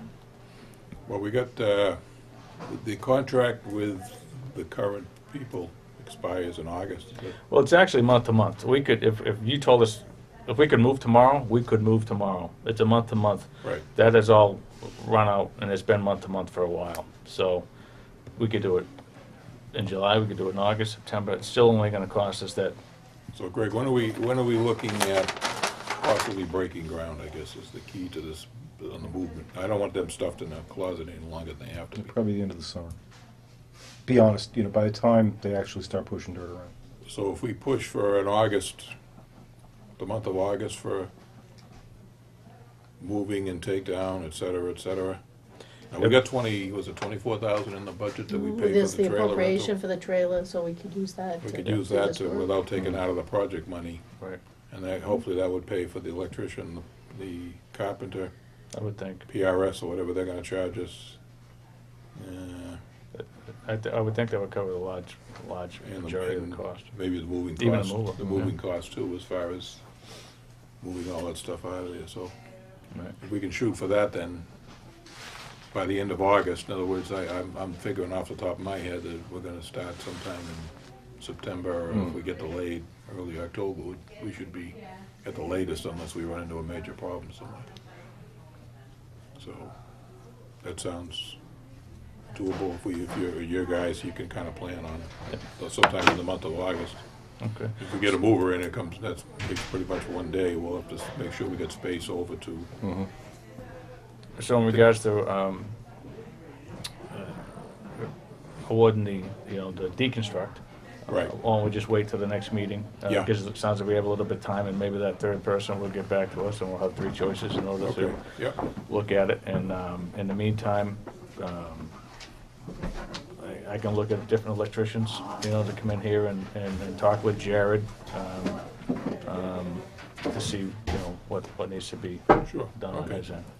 We'll probably have a 6-week bid, 3 weeks for files, another 2 weeks for generals and bid evaluation before award. So I would think if we could slot it within that 6-week timeframe, pull the trailers, do all the temporaries, button it up, so that when the town signs the contract with the GC, the site's clear and he's not waiting for anything for the town to act on. At that point in time, I think is probably a good strategy, even slightly before. No penalty for finishing early, right? No. All right, so anything else that we need to, besides setting another meeting date? 2 weeks from today. Does that work? The estimate. Well, That that's, seems to be everybody's questions, yeah, right? let's, subject to getting the estimate, because I want to keep the pace up as much as possible. Oh, We've got a lot of I business, agree with so, you. even if we don't have the estimate, we should at least have a short meeting and just Right. discuss things. All right, the 22nd's fine with me. Same time, 9 o'clock. 20 seconds, okay? Always look forward to 495. Yeah, you've had tough luck. Oh, it's terrible. 22nd won't work for Joe and myself. It's the day of the legislative breakfast. It's at 8:30. Oh, that's right. 10 later? I don't know. 10:30 or in the afternoon Where's would the work. breakfast? Middleton. Angelica's. Oh, that's right, yeah. Well, you wanna can we make it an hour later? Will you guys be able to get back? For 10? 10:30 would be better. Doesn't matter to me, it's Okay. more you guys than it is anything else. Or after lunch, either or. We're trying to, Well, I we have a think selectmen's meeting. We have a Yeah. selectmen's meeting, so we'd rather do it in the We have morning. to take over this. 10:30 then. 10:30, all right, Debbie? It's- We can squeeze it in. We'll help you move chairs or whatever. It's just the afternoons, Yeah, no, we'd rather do it in to the get morning. everything ready. All right, so 22nd at 10:30 in the morning. Shouldn't be any traffic by then.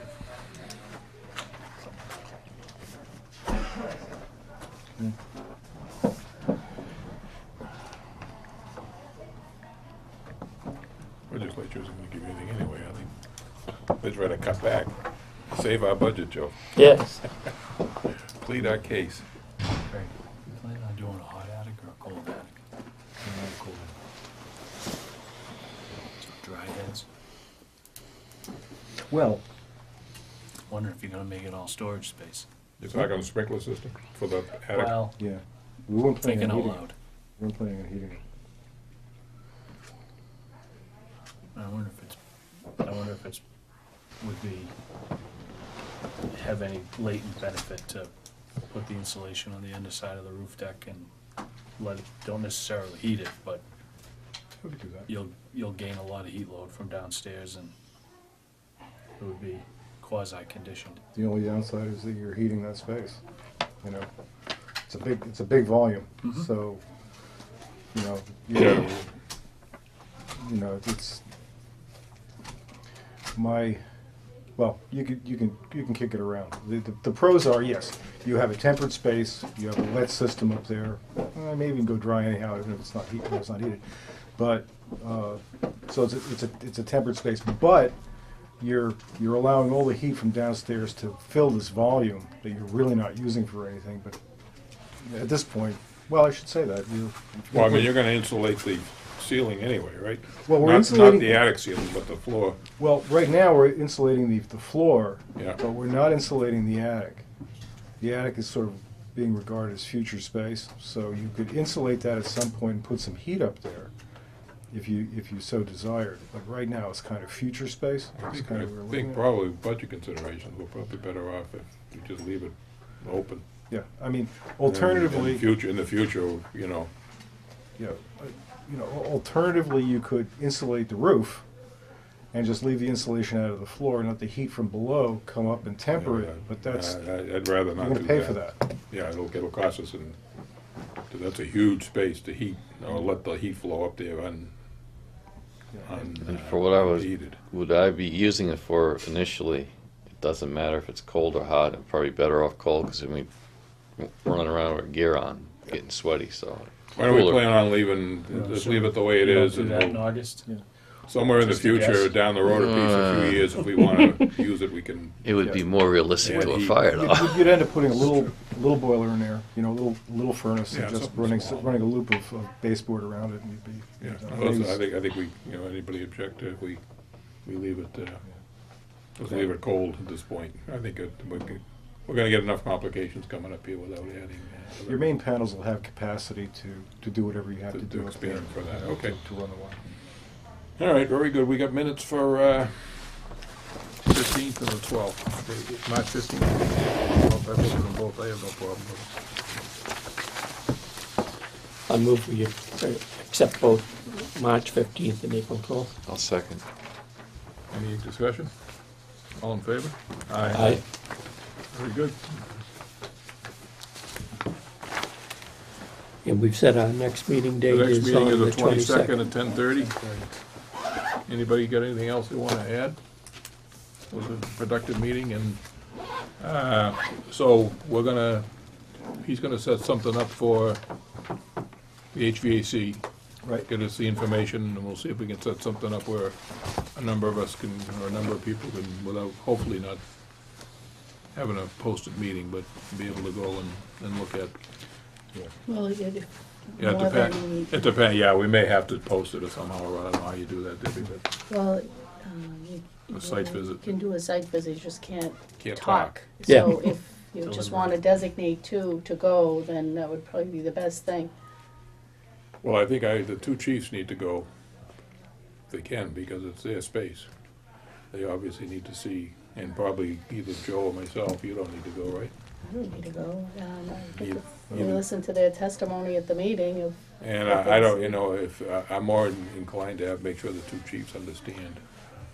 Well, what we'll do, I'll follow up with Mark, find out what the date is, and I'll try, you know, if I can get as soon as I hear, I'll let you know, so it's a few days out if you want to post it. Yeah, it's just Yeah, that they can't speak, and I find it hard to imagine that they can ask questions and talk. Yeah, I'd rather have About them, the the system two chiefs go and and not ask all the speak. questions, then we'll come back here and discuss it, and then if we need to go if we got some serious issues, then a couple of others of us can go at a separate time. Yeah. That'd be, probably work out better, because we'd like to have some discussion and questions Yeah. amongst the people that are gonna be using the system, so. Everything's so technical today in terms of these meetings, it makes it very difficult to do some of these things when the way the laws are now. Not trying to be funny, but just It's true. gotta comply with the law at the same time, get things done, and it does become very One cumbersome. of those pesky codes. We needed about a 10-man committee, then we could send 3 or 4 people. Okay, so we're designating just for Yeah, the 2 minutes. chiefs, and if one of you guys can't make it, let Debbie know. And one of us, Joe or myself, we'll see if one of us will go. All right, anything else?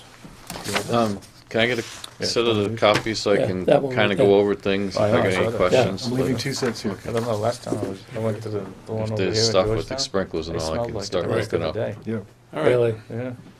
very good. I'll take a motion to adjourn. I'll move we adjourn. Second. All in favor? Aye. Very good, thank you, gentlemen.